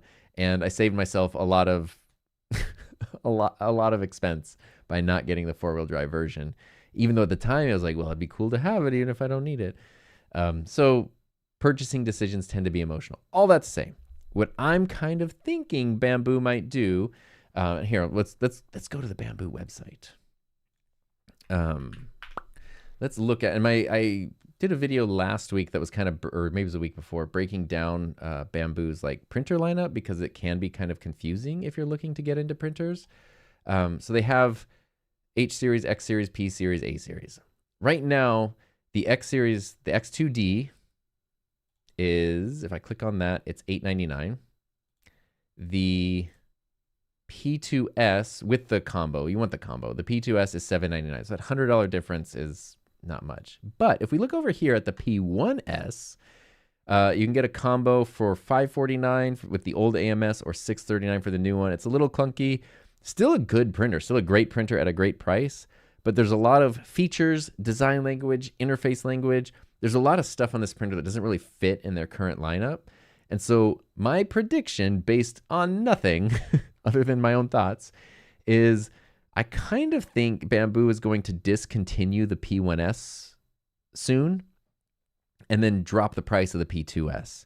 Not to this price. It's just too advanced. But imagine if the P2S was $699 for the combo and $449 for the printer. Now there's a $200 price difference between the P2S and the X2D. And to me, that then differentiates them a lot more and makes a lot more sense. Like, it makes it easier to be more objective than emotional in the purchasing decision. And I think will steer people to the printer that best suits their needs more. It was hard for me to think that like the P2S could be that cheap, but the X2D, when that was announced at the price that it is, the reason it's confusing is because it does have so many features at a low price in the world of 3D printing. So if they can do it with that, P2S just knock it down $100, and now they each have a very specific spot in the lineup. So that's kind of a thing I think is going to happen. And then their lineup is more streamlined because you don't have this other printer that like doesn't really fit anywhere. And it's sort of confusing. Fafine and Mano make some nice stuff. Sounds nice for people on a budget if you get the right mic. Yeah, they are great. Fafine especially, like, they've just straight up told me that like they go for sound quality over build quality, because if you get their mics, they're very plasticky, often prone to handling noise, but they sound like way better than they should for the price.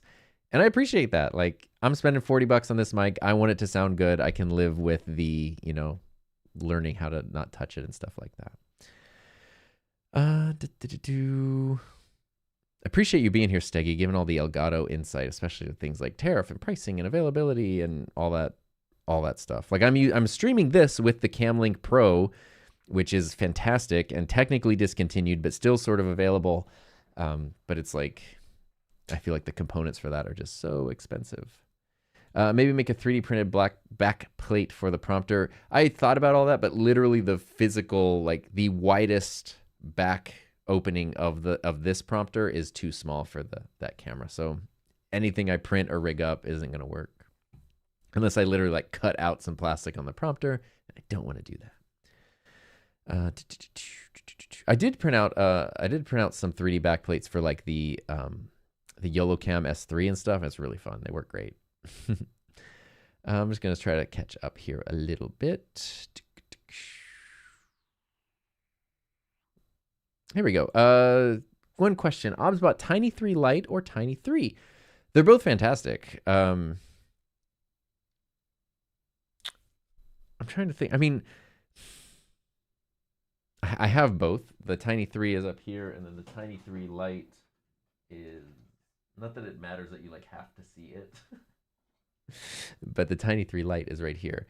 So funny enough, a thing I like about the Tiny 3 Lite more is that it has the built-in computer clip with a 3/4 mount.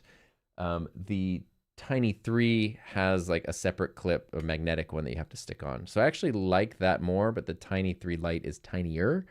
And the image quality, we'll just put that here as best I can. The image quality is very comparable with the Tiny 3 edging out the Lite a little bit. I do have a video that compares them from when they were released, so you can kind of check that out and see which one you like.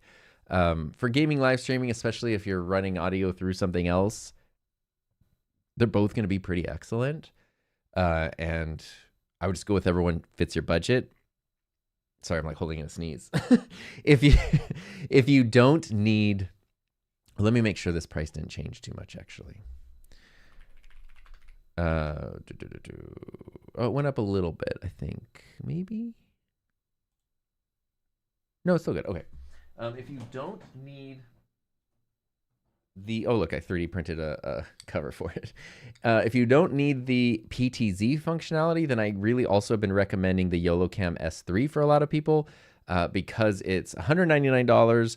And in terms of just overall image quality, it's like stunning. Especially for how small it is. This is such a fantastic camera. It doesn't have a lens cap though, so I 3D printed this part that like, how does it work? There we go. That goes on there and does that. So that could be a thing to look at if you don't need PTZ functionality. Otherwise, the Obsbot cameras truly are fantastic. There's so many good options out there, and there's all the Elgato ones too as well. Tiny 3 or Hollyland Venus. I honestly... I should do a stream with the Venus. I would go for the Tiny 3. The Venus is a really cool camera. except that its image quality at the end of the day is like the same as the Tiny 3. It looks like it's going to be like, oh my God, I'm going to get a mirrorless camera. And it doesn't. It has like kind of like not the best lens and still a really tiny sensor, and the lens is not changeable. So you're still ending up with like good, but regular webcam quality. The biggest advantage to the Hollyland is that you can run streams directly from the camera itself. So if you want like a self-contained device that you're just streaming directly from, that's the way to go. If you're just looking for a camera to incorporate into OBS or Ecamm or whatever and stream like gaming stuff, definitely go with the Tiny 3 for sure. OBS or Ecamm, which do you find better? I mean, I like Ecamm better, but it's not on PC, and I really love using my PC. So, and my PC has the Elgato Cam Link Pro, so 4K inputs, and my PC is just always set up. This setup is just always here, push button, turn on, easy. So I use OBS, and it's actually been, I really like OBS a lot more than I used to. They've made it, I've always appreciated it because it's free. It's hard to argue. Ecamm's not free. But OBS is like so incredibly capable and significantly more user-friendly than it was just a couple of years ago. I really have been enjoying using it a lot, and it's really fun. And like, I like using both. I like being able to more easily answer questions about both, have opinions about both. They're both awesome. If you have the budget for Ecamm and you have a Mac, it's a very fun way to go. You know, it's just a better thing overall. But if you have if you're on a PC or a budget, OBS is like the king for sure. Let's see here. I'm way behind on comments. I know that. Blackmagic's booth was huge as always. They had this Creator Lab podcast. That's cool. Their booths are just crazy what they can do. Steggy was at a roadmap meeting for Elgato last week where I got a sneak peek of new prompter software stuff. It's next level. That's cool. And see, that also gives the advantage. Like Camera Hub 1.0, you know, rough and had bugs, was still better software than any other prompter software. But now that it's been almost 3 years, now it can refine. And that's kind of like, you start, it's like, you know, I remember like when the first YOLO box came out, it was cool, but it was like really buggy, like really buggy.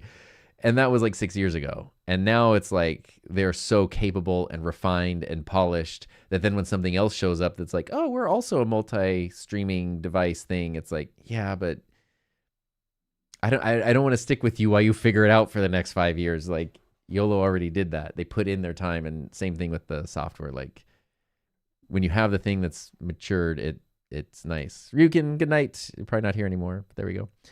It would be great if the Elgato or newer prompter can be folded and had a case for travel. Ironically, I think the bigger Elgato prompter, you can detach the screen. So the bigger one might be more portable, oddly enough. On Pro mics, don't overlook Heil. Yeah, I don't know what the deal is with those. I've never gotten to use one, but I've heard nothing but good things. $100 to $120, full broadcast quality, perfect for small studios, especially if you need to buy multiple mics for podcasts on a budget. That is very cool to know. Let me see the design. I think Heil has like really cool designs, don't they?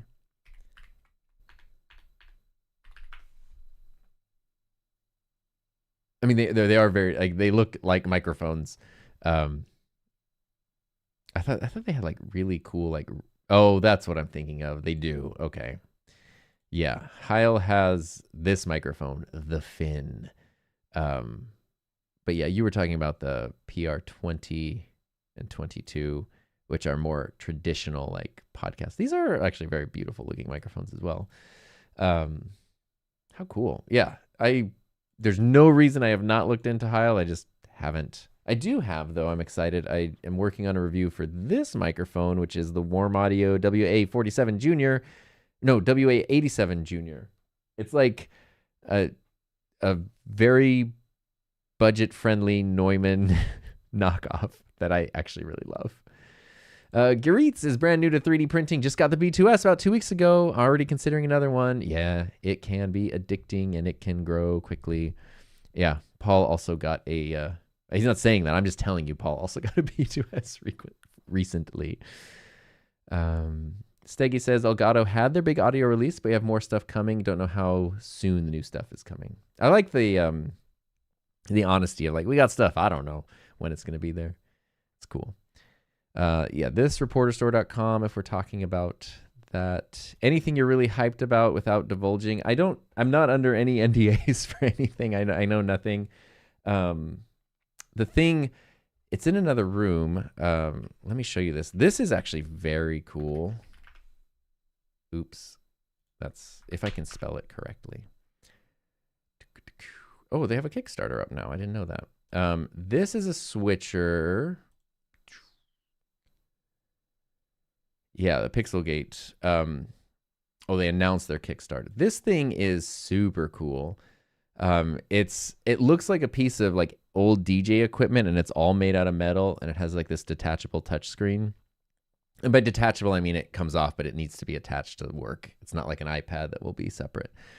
And all the buttons are like mechanical buttons, and it is a 4K. It has 5 4K 30 inputs, which is super cool. It's like it can do live transcriptions and all this stuff. I have one. It's awesome. I'm waiting for an update on the one I have specifically is like an early prototype and it actually works fantastic and I love it. But I need to wait for an update on mine, because it has one like part issue that is not, it's just because it's an early prototype. But the thing is, even as an early prototype, it kicks butt. Like it is so cool. And so when I can get a revised version, I'm excited for that. But obviously that's not, they're going to launch a Kickstarter and stuff. And they have a website. And they did tell me that they're going to do the, here's the actual website. They did tell me they're going to do the production and stuff regardless of the Kickstarter, but the Kickstarter just kind of funds it and makes it more easy and, you know, makes things a little more streamlined. But it's not dependent on the Kickstarter. And they've been working on this for ages. They reached out to me like over a year ago originally. And this thing's really fun to use. I love it. But I'm waiting until I get kind of the updated version to that's more like in line with the actual release version to make a video on it. But I'm like so excited for it. It works great and it's really, really fun. Interested if the S7 would work for the XL? Yeah, I think it should. I can't tell you, but like literally it's like the regular prompt is like this much too small. So yeah. What's my take on the Elgato Wave Neo? I haven't used it, but I think it's really cool. That's the audio one, right? Oh no, that's the microphone. I haven't used this one, but I've seen people use these, and they always sound pretty great. I don't know if it's the case for this one, but I know some of the Elgato mics, the Wave mics, Lewitt makes the capsules for them, and Lewitt are absolutely some of my favorite mics. So I don't know if that's the case for the Neo, which is the more budget-friendly one, but if it is, then it's got to be a good sounding mic. Have you ever gotten... Oh. Wait, I think I tried that one. My answer was no, I can't get it to work in a good way. Sorry, my chat is like jumping around a little bit here. Just watch Heather's video over YouTube setup when recording with Ecamm. Exactly what I'm going for with OBS. Yeah, you can totally do that with OBS. I mean, I've done it. I've recorded lots of videos here just on OBS because I have a camera that's already set up and it's easy and it works really well. Definitely missed going to NAB, but glad you're here, Matt. Steggy wants a 3D printer, but a little afraid I wouldn't get the software. So it's of all people to have that concern, go with a Bamboo. I did a video a week or two ago that like literally is me just breaking down every Bamboo printer and giving my personal recommendations for you because you are, I mean this with love, a nerd. And you, despite the fact you think you won't get the software side, I kind of think the P2S is my go-to recommendation, but I kind of think you might like the X2D.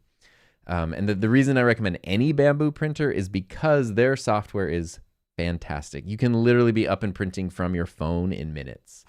I have my H2C printing a bunch of stuff right now. Like their software is so easy. And then if you want to dive in and build your own models and do stuff like that, you can even do basic design in their software.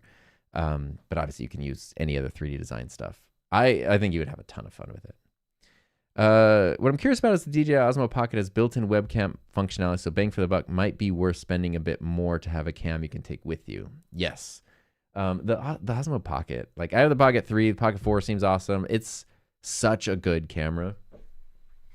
I use mine all the time. Like I'm working on this video for the reason my office looks weird right now, because I just have the X2D here, and I'm not running it now because it is loud. It's louder than the P2S.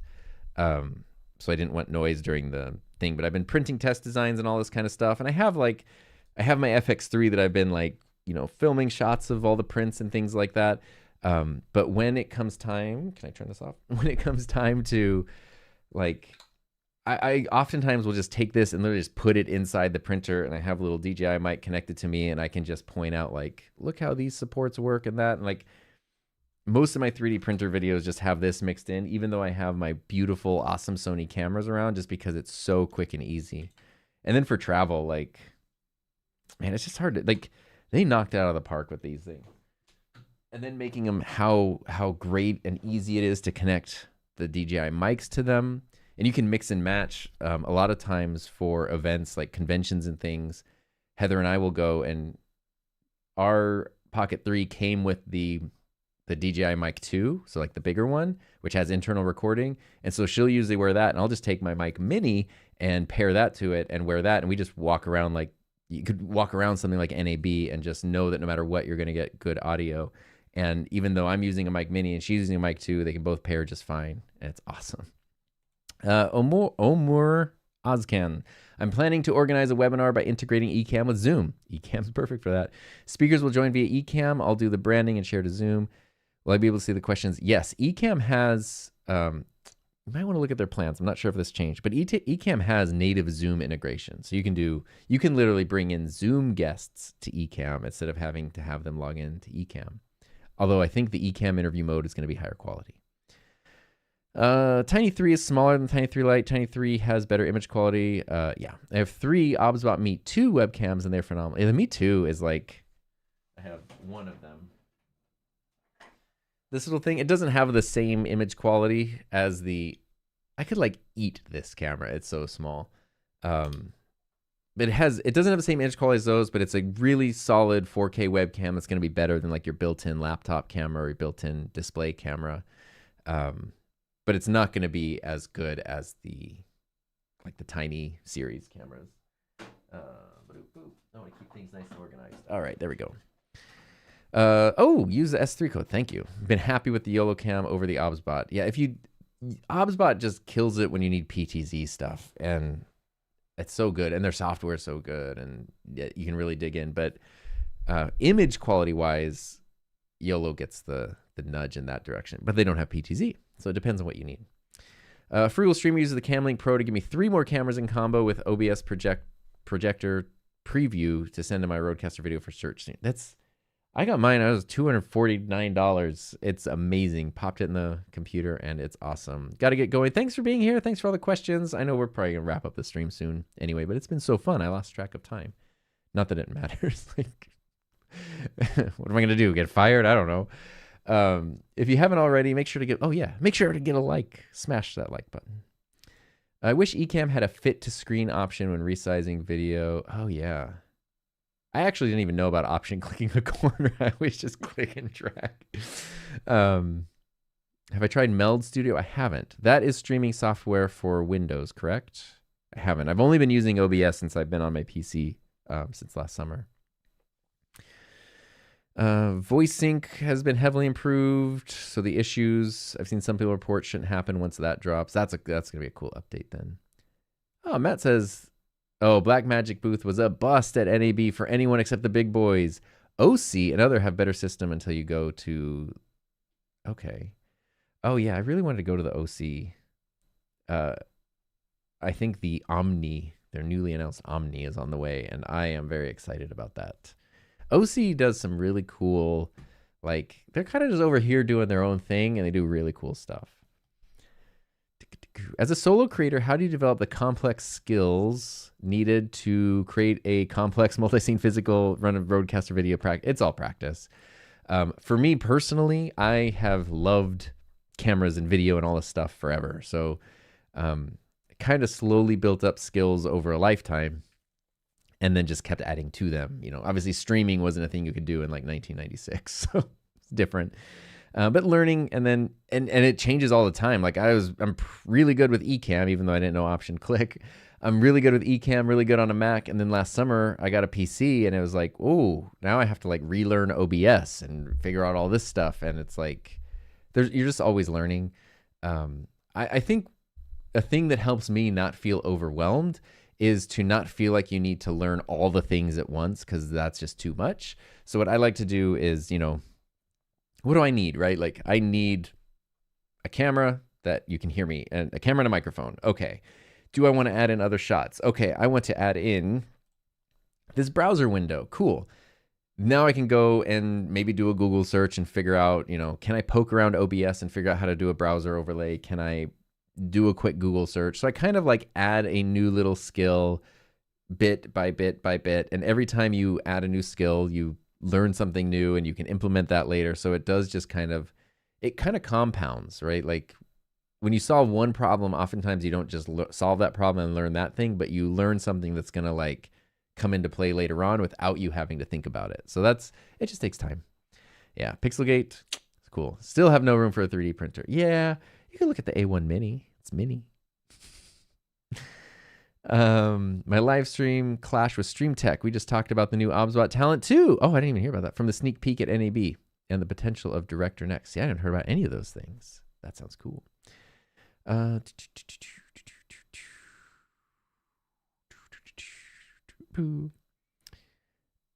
got the X2D. It's funny. Oh, hey. Sorry, I was like, I didn't really answer the question. I really enjoyed your video on it. I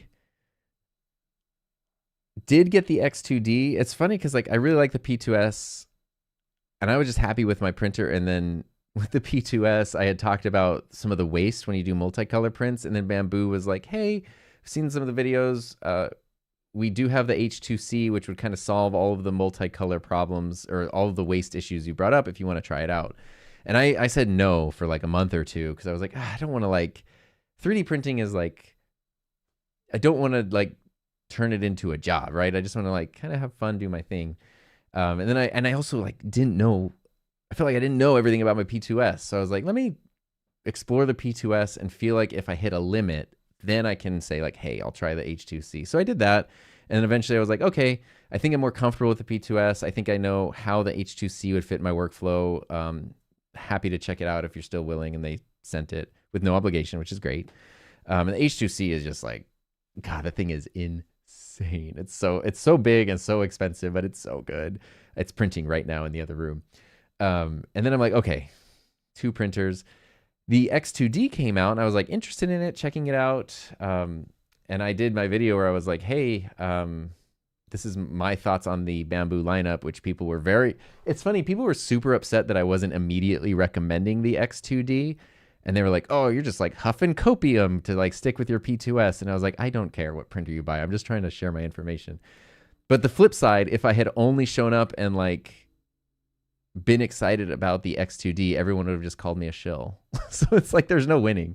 Anyway, Bamboo was like, hey, do you want to try the X2D? And I was like, you know what? I actually do, because I have a lot of questions about it. I really want to just have the P2S, the X2D, use both, test both, try it, figure it out, form my own opinions about it, and then be able to more clearly explain like how I think they relate to each other. I don't think the X2D replaces the P2S because it just doesn't make sense that a company would replace a 6-month-old product. But I think there maybe needs to be some shifting in their product lineup, and then understanding like the X2D is the best value because it gives you the most for your money, but the P2S is the most streamlined, simple, like, and that's kind of like if you've never 3D printed before, I'm like super confident if I told you like, oh, get the P2S, you'll love it. Like, I'm very confident you would come back to me a couple weeks later and be like, oh my God, it's the best. If you've never printed before and I told you to get the X2D, I have a feeling you come back and be like, yeah, I had to figure this out. I had to do this. I had to learn this. Like, you're not going to have that same smooth experience. So it depends. Different things for different people. But I think if they can lower the price of the P2S, that'll be the way. I don't even remember how I got on that. There we go. Meld is on a Mac too. Been using it for some months. Oh, nice. I should try that out then.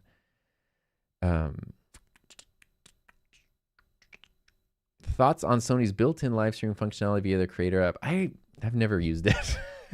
I have all the Sony cameras. Sony's great. I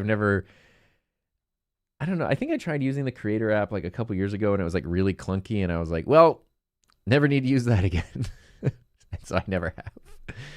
It's hard. Like there's the balance between like, sometimes I'm just not like, what do I want? What am I curious about? What do I want to try? What's a practical thing to use? And what is something that I feel like maybe I'm not super interested in it, but like I should have knowledge about because it will be helpful to know about and to be able to speak about.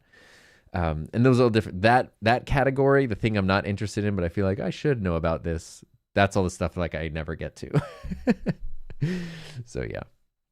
Your videos have helped me a lot with my own setup, Vicarious Nick Live says. I just want to thank you for all your work over the years. Also found the blue pop filter for the 7B. Let's go. I'm glad the videos are helpful, and thank you for hanging out for all the years.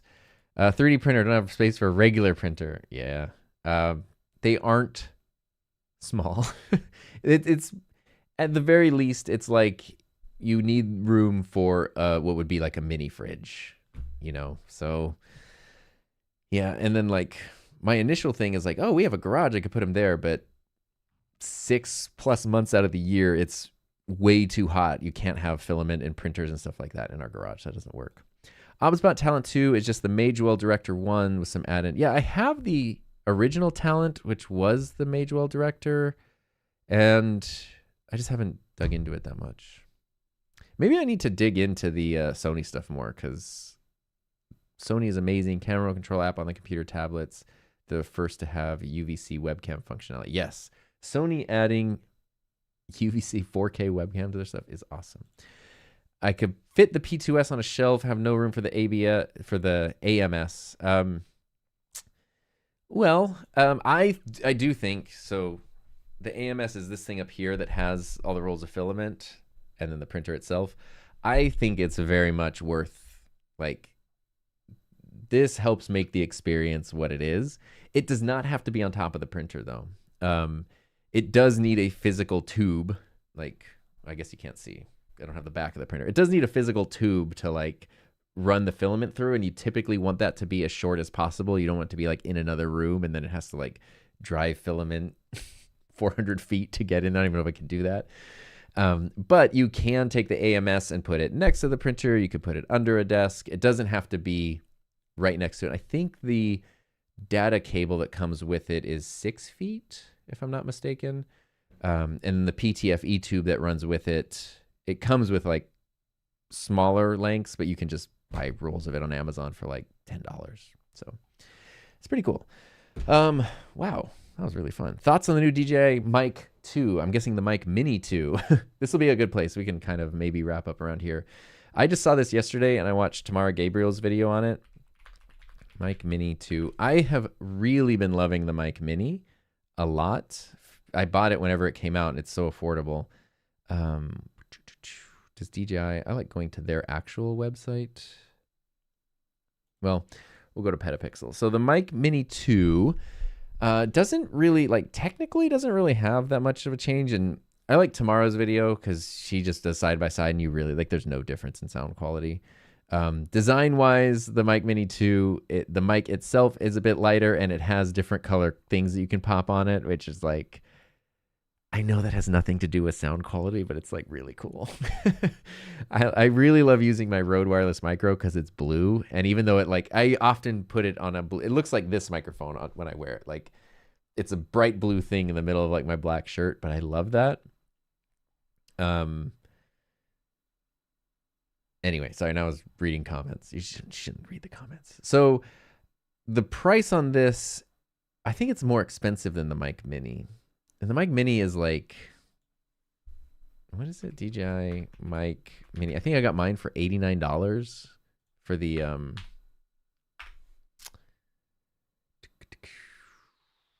yeah, I got this kit here $79. I think I got mine for $89. Like, that's really hard to beat. And I don't know what the 2's price is. I think it's like 150. So I don't know that it's worth that extra price. But I love the Mini. Like, it's such a fun mic to use. And then I have the reason I use it so much is because I have the Sony hot shoe adapter.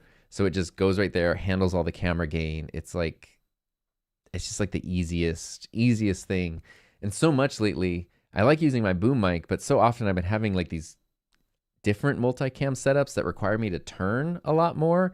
And so when I'm using my boom mic, I'm turning away from it like too much. And so using the lavalier microphone has been helpful because I can move and it's never moving. So I think it's cool. Matt's going to be on Curtis's live stream this weekend. Oh, cool. I should check that out. Feel like I definitely missed it. What is the height of the P2S with the AMS? Let's check it out. I know I've measured this before, but I don't remember what it is. I have a measuring tape though.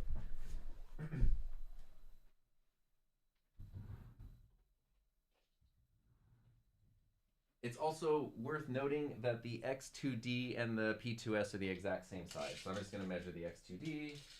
It is 27.5 inches to the top of the AMS. If you couldn't hear me, it was 27.5 inches to the top there. Go for the Insta360 Mic Pro or smaller. Oh, sorry. I'm intruding. Do you miss the 3.5 millimeter lav port? Not on the Mini because it's so mini. But on the Mic 2 and the Rode Wireless Pro and stuff, like I do really like. Those are what I like to use when I want a lavalier microphone and I also want the backup recording, the internal recording. So I use those.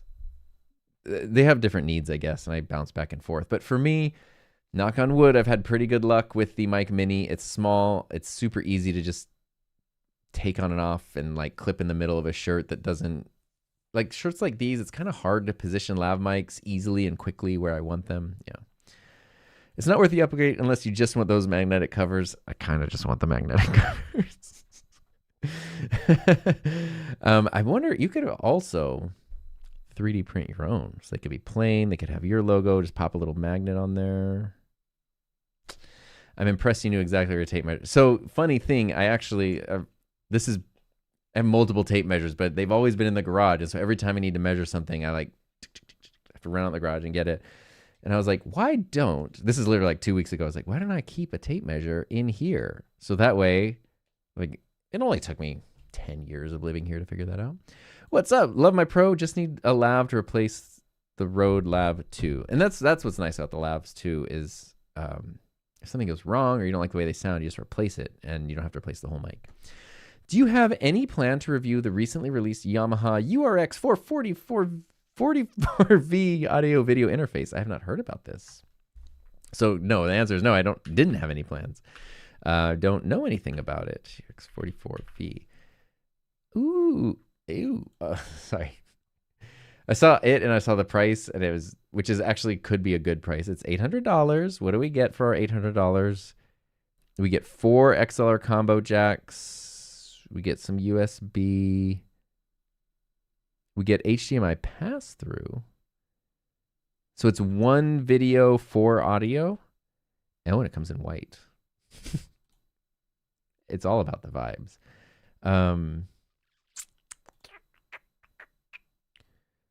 4K 60 or 1080 240. Okay, so it is a 4K 60 with HDMI pass-through. That's actually pretty cool. That could be a really cool. Why am I on this camera? This is what I was looking at the whole time. Sorry. I was looking at this thing here.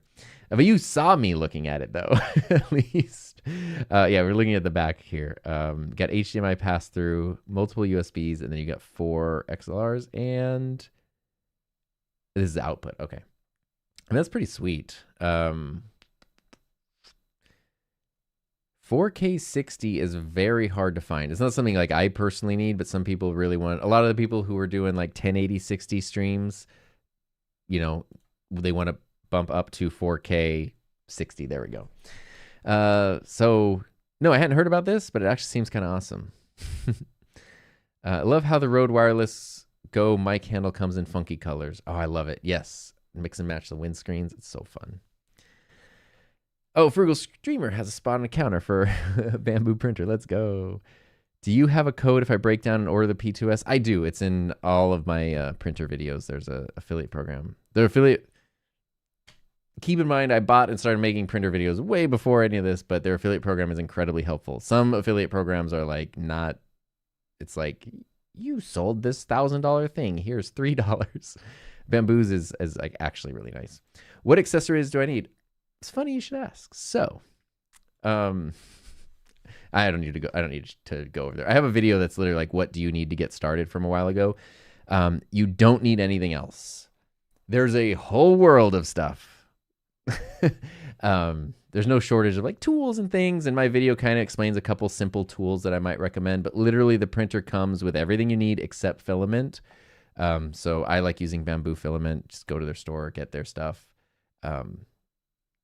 PLA is a good place to start. Colors that you like. But yeah, filament is the only other thing you need. The printer comes with everything. It even comes with basic tools and tubes and even some extra parts. So it's pretty cool. It's not like back in the day where it was kind of like, I'm going to spend a week setting this up. Storage recommendation, just putting a Ugreen 480 Pro online. Super easy if you run a lot of production, but those big Seagate drives, yeah. We have a Synology from several years ago that works fine, but I've heard great things about the Ugreen. Osmo Pocket 4 isn't coming to the US. I haven't heard about that, but heard Extra is basically making the same thing, and I think that's the case. I think that's DJI's way around that, is like, oh wow, this other brand suddenly showed up and made the exact same product. Crazy. But it's like, you know what? Sorry, this is my fault, actually. I was kind of like, about DJI products for a long time, and then a couple years ago, I got the Mic 2, and I was like, God, this thing's fantastic. And then I dove headfirst into like, DJI products are amazing, and I love them, and then they got banned. The same way I got really into building a PC, and then everything got really expensive. So, sorry. It's my fault entirely. Isn't the Mic 3 almost the same weight as the Mic Mini? Yes, they're basically the same. But the Mic 3 still has internal recording, right? That's the differentiating factor. The biggest differentiating factor. I don't want to speak incorrectly. Yeah, the dual file 32-bit floating recording. So that's kind of really it. The Mic 3 has internal recording and like time code and stuff, but the recording to me is the biggest thing, and its price though is, it's all out of stock right now. For the 2 transmitter single receiver is $259. For the Mic Mini, it's $89. So how much do you really need that? Yeah. Tom showed a Kickstarter Pixelgate earlier in the stream. Yeah, they have, the Pixelgate also has their own website. That thing's amazing. I mean, I'll go grab it if you don't mind waiting for a second.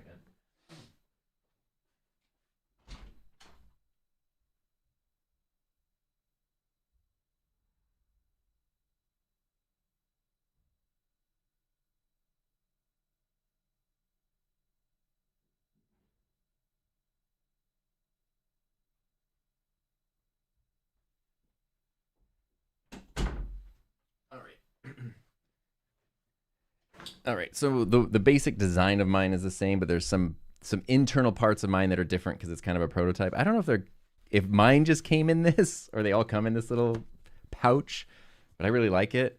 It feels like a piece of musical gear, and I mean that in a very good way. So the switcher itself, like, does this not look like a sampler? And you got mechanical things here, which I think this is going to be controversial. I like it. If you have this in the back on event hall, the tactile push of these buttons is really nice.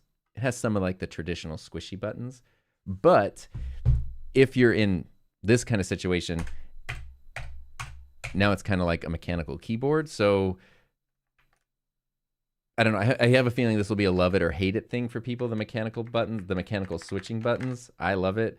Everything else just it feels so good. And then I would say the cool part, but there's actually a cool. So you have the little display, which can be, it just kind of slots right in there, and so that's the the switcher by itself. But on the back here, we have 5 HDMI inputs, and all of these are 4K 30. Actual 4K 30 input, actual 4K 30 output. And then you've got HDMI. You've got 2 HDMI outputs. You've got a UVC output. You've got USB for storage. You even have a VGA thing for tally lights if you want. You've got 3.5 millimeter inputs, and then network. And then network stuff. And then on the side over here, you have headphones, mic input, and another USB. So you have some pretty cool options. And then you have the interface and the software is fantastic. Like, especially the audio mixer, because you have all your channels and they're all touch and it's like really responsive. It's very, very, very cool. So I like this. If you weren't here in the stream earlier, I mentioned this is awesome. The design, the software, the functionality is the same, but this is an early version. And so some internal components are like a little bit different. And so I'm waiting for an updated version before I make a video on it, because I want the one I use to be like the one that you would get. But it works great. It's super fun. Matt's like, I remember that video, but I skipped over it. I mean, I don't know, 3D printing. You got grandkids. Like, kids love 3D printers. They love 3D printed stuff. They love learning about 3D printers. It could be a really fun thing to do with the grandkids, right? Yeah. Paul's gonna make a music video about the DJI Extra. Is your music video gonna be extra? Boom. DJI got the creator world in a chokehold. They do, but honestly, like, their stuff is good. Like, oh, and so actually here, crazy enough, do you know who founded Bamboo Lab? Some former DJI engineers. So when you get a Bamboo printer and you're like, wow, this works really well, and it's like really super thought out and user friendly and very reliable and capable, it's like, oh, boom, there we go. Is that teenage engineering? It looks like it, and I love that about it. Which one does the heavy lifting for you, OBS or Ecamm? If you want to plug in your camera, have the app handle the rest, they both can do that. It's kind of like different approaches to the same thing. If I could only use one, I would use Ecamm, but I like both, and honestly, since getting my PC, I've split my time between both. Most things are my fault, is the thing. Yes, UVC output is also 4K 30, which is funny because they were like, well, you know, just be sure, like, it's not 4K 60, it's 4K 30. And I was like, are you kidding? I've been waiting. I don't need 4K 60. 4K 30 is what I've been waiting for this whole time. Yeah. Used to be a DJI hater a few years ago. Now when I want their new tech, it's banned. See, maybe it was both of us. We caused the problem. Does the NDI cams take away an HDMI slot? Oh, on the... Actually, I don't know. Oh, because it also has PTZ control. And like, it's a little joystick. It's awesome. That's a good question, though, and I'm actually not sure. Yeah. The stuff with DJI is a very complicated discussion. Matt's on a committee in DC trying to fight the ban. Thank you, because I want more DJI stuff. It's like every time something cool comes out, it's like, cool. Happy for you guys. I love that for you in Europe, which is funny. All right, there we go. Now I'm gonna go have lunch because I'm hungry. All this talk about extra has made me extra hungry. So this was super fun. Thank you all for being here. Tomorrow I have been popping up comments on screen, so if you're curious how I'm doing that, it's just a free it's a free Chrome extension by Aaron Parecki, who is a fantastic guy. And my video tomorrow is going to be how to do that. So if you want to add this, you don't have to even just use it with OBS. You can use it with other things, but it's great. And feel free to blame me for all the things. That's fine. Happy to do it. Here, it was my fault. You can tell her that. There we go. All that being said, I hope you all have a safe, happy, healthy, fun rest of your day. I'm going to let the stream outro go so we can all say goodbye to each other in the chat. Appreciate you being here. My live stream schedule is a little wonky sometimes, and so it's nice to just kind of show up when I stream, and it's super fun. I love being able to get all these thoughts out and like share it with everybody because it's a really fun thing to be able to do that. And we talked about a lot of fun stuff. So hope you all have a safe, happy, healthy, fun rest of your day. I don't know, eat some good food. I'm going to go eat some good food right now. I'll see you next time.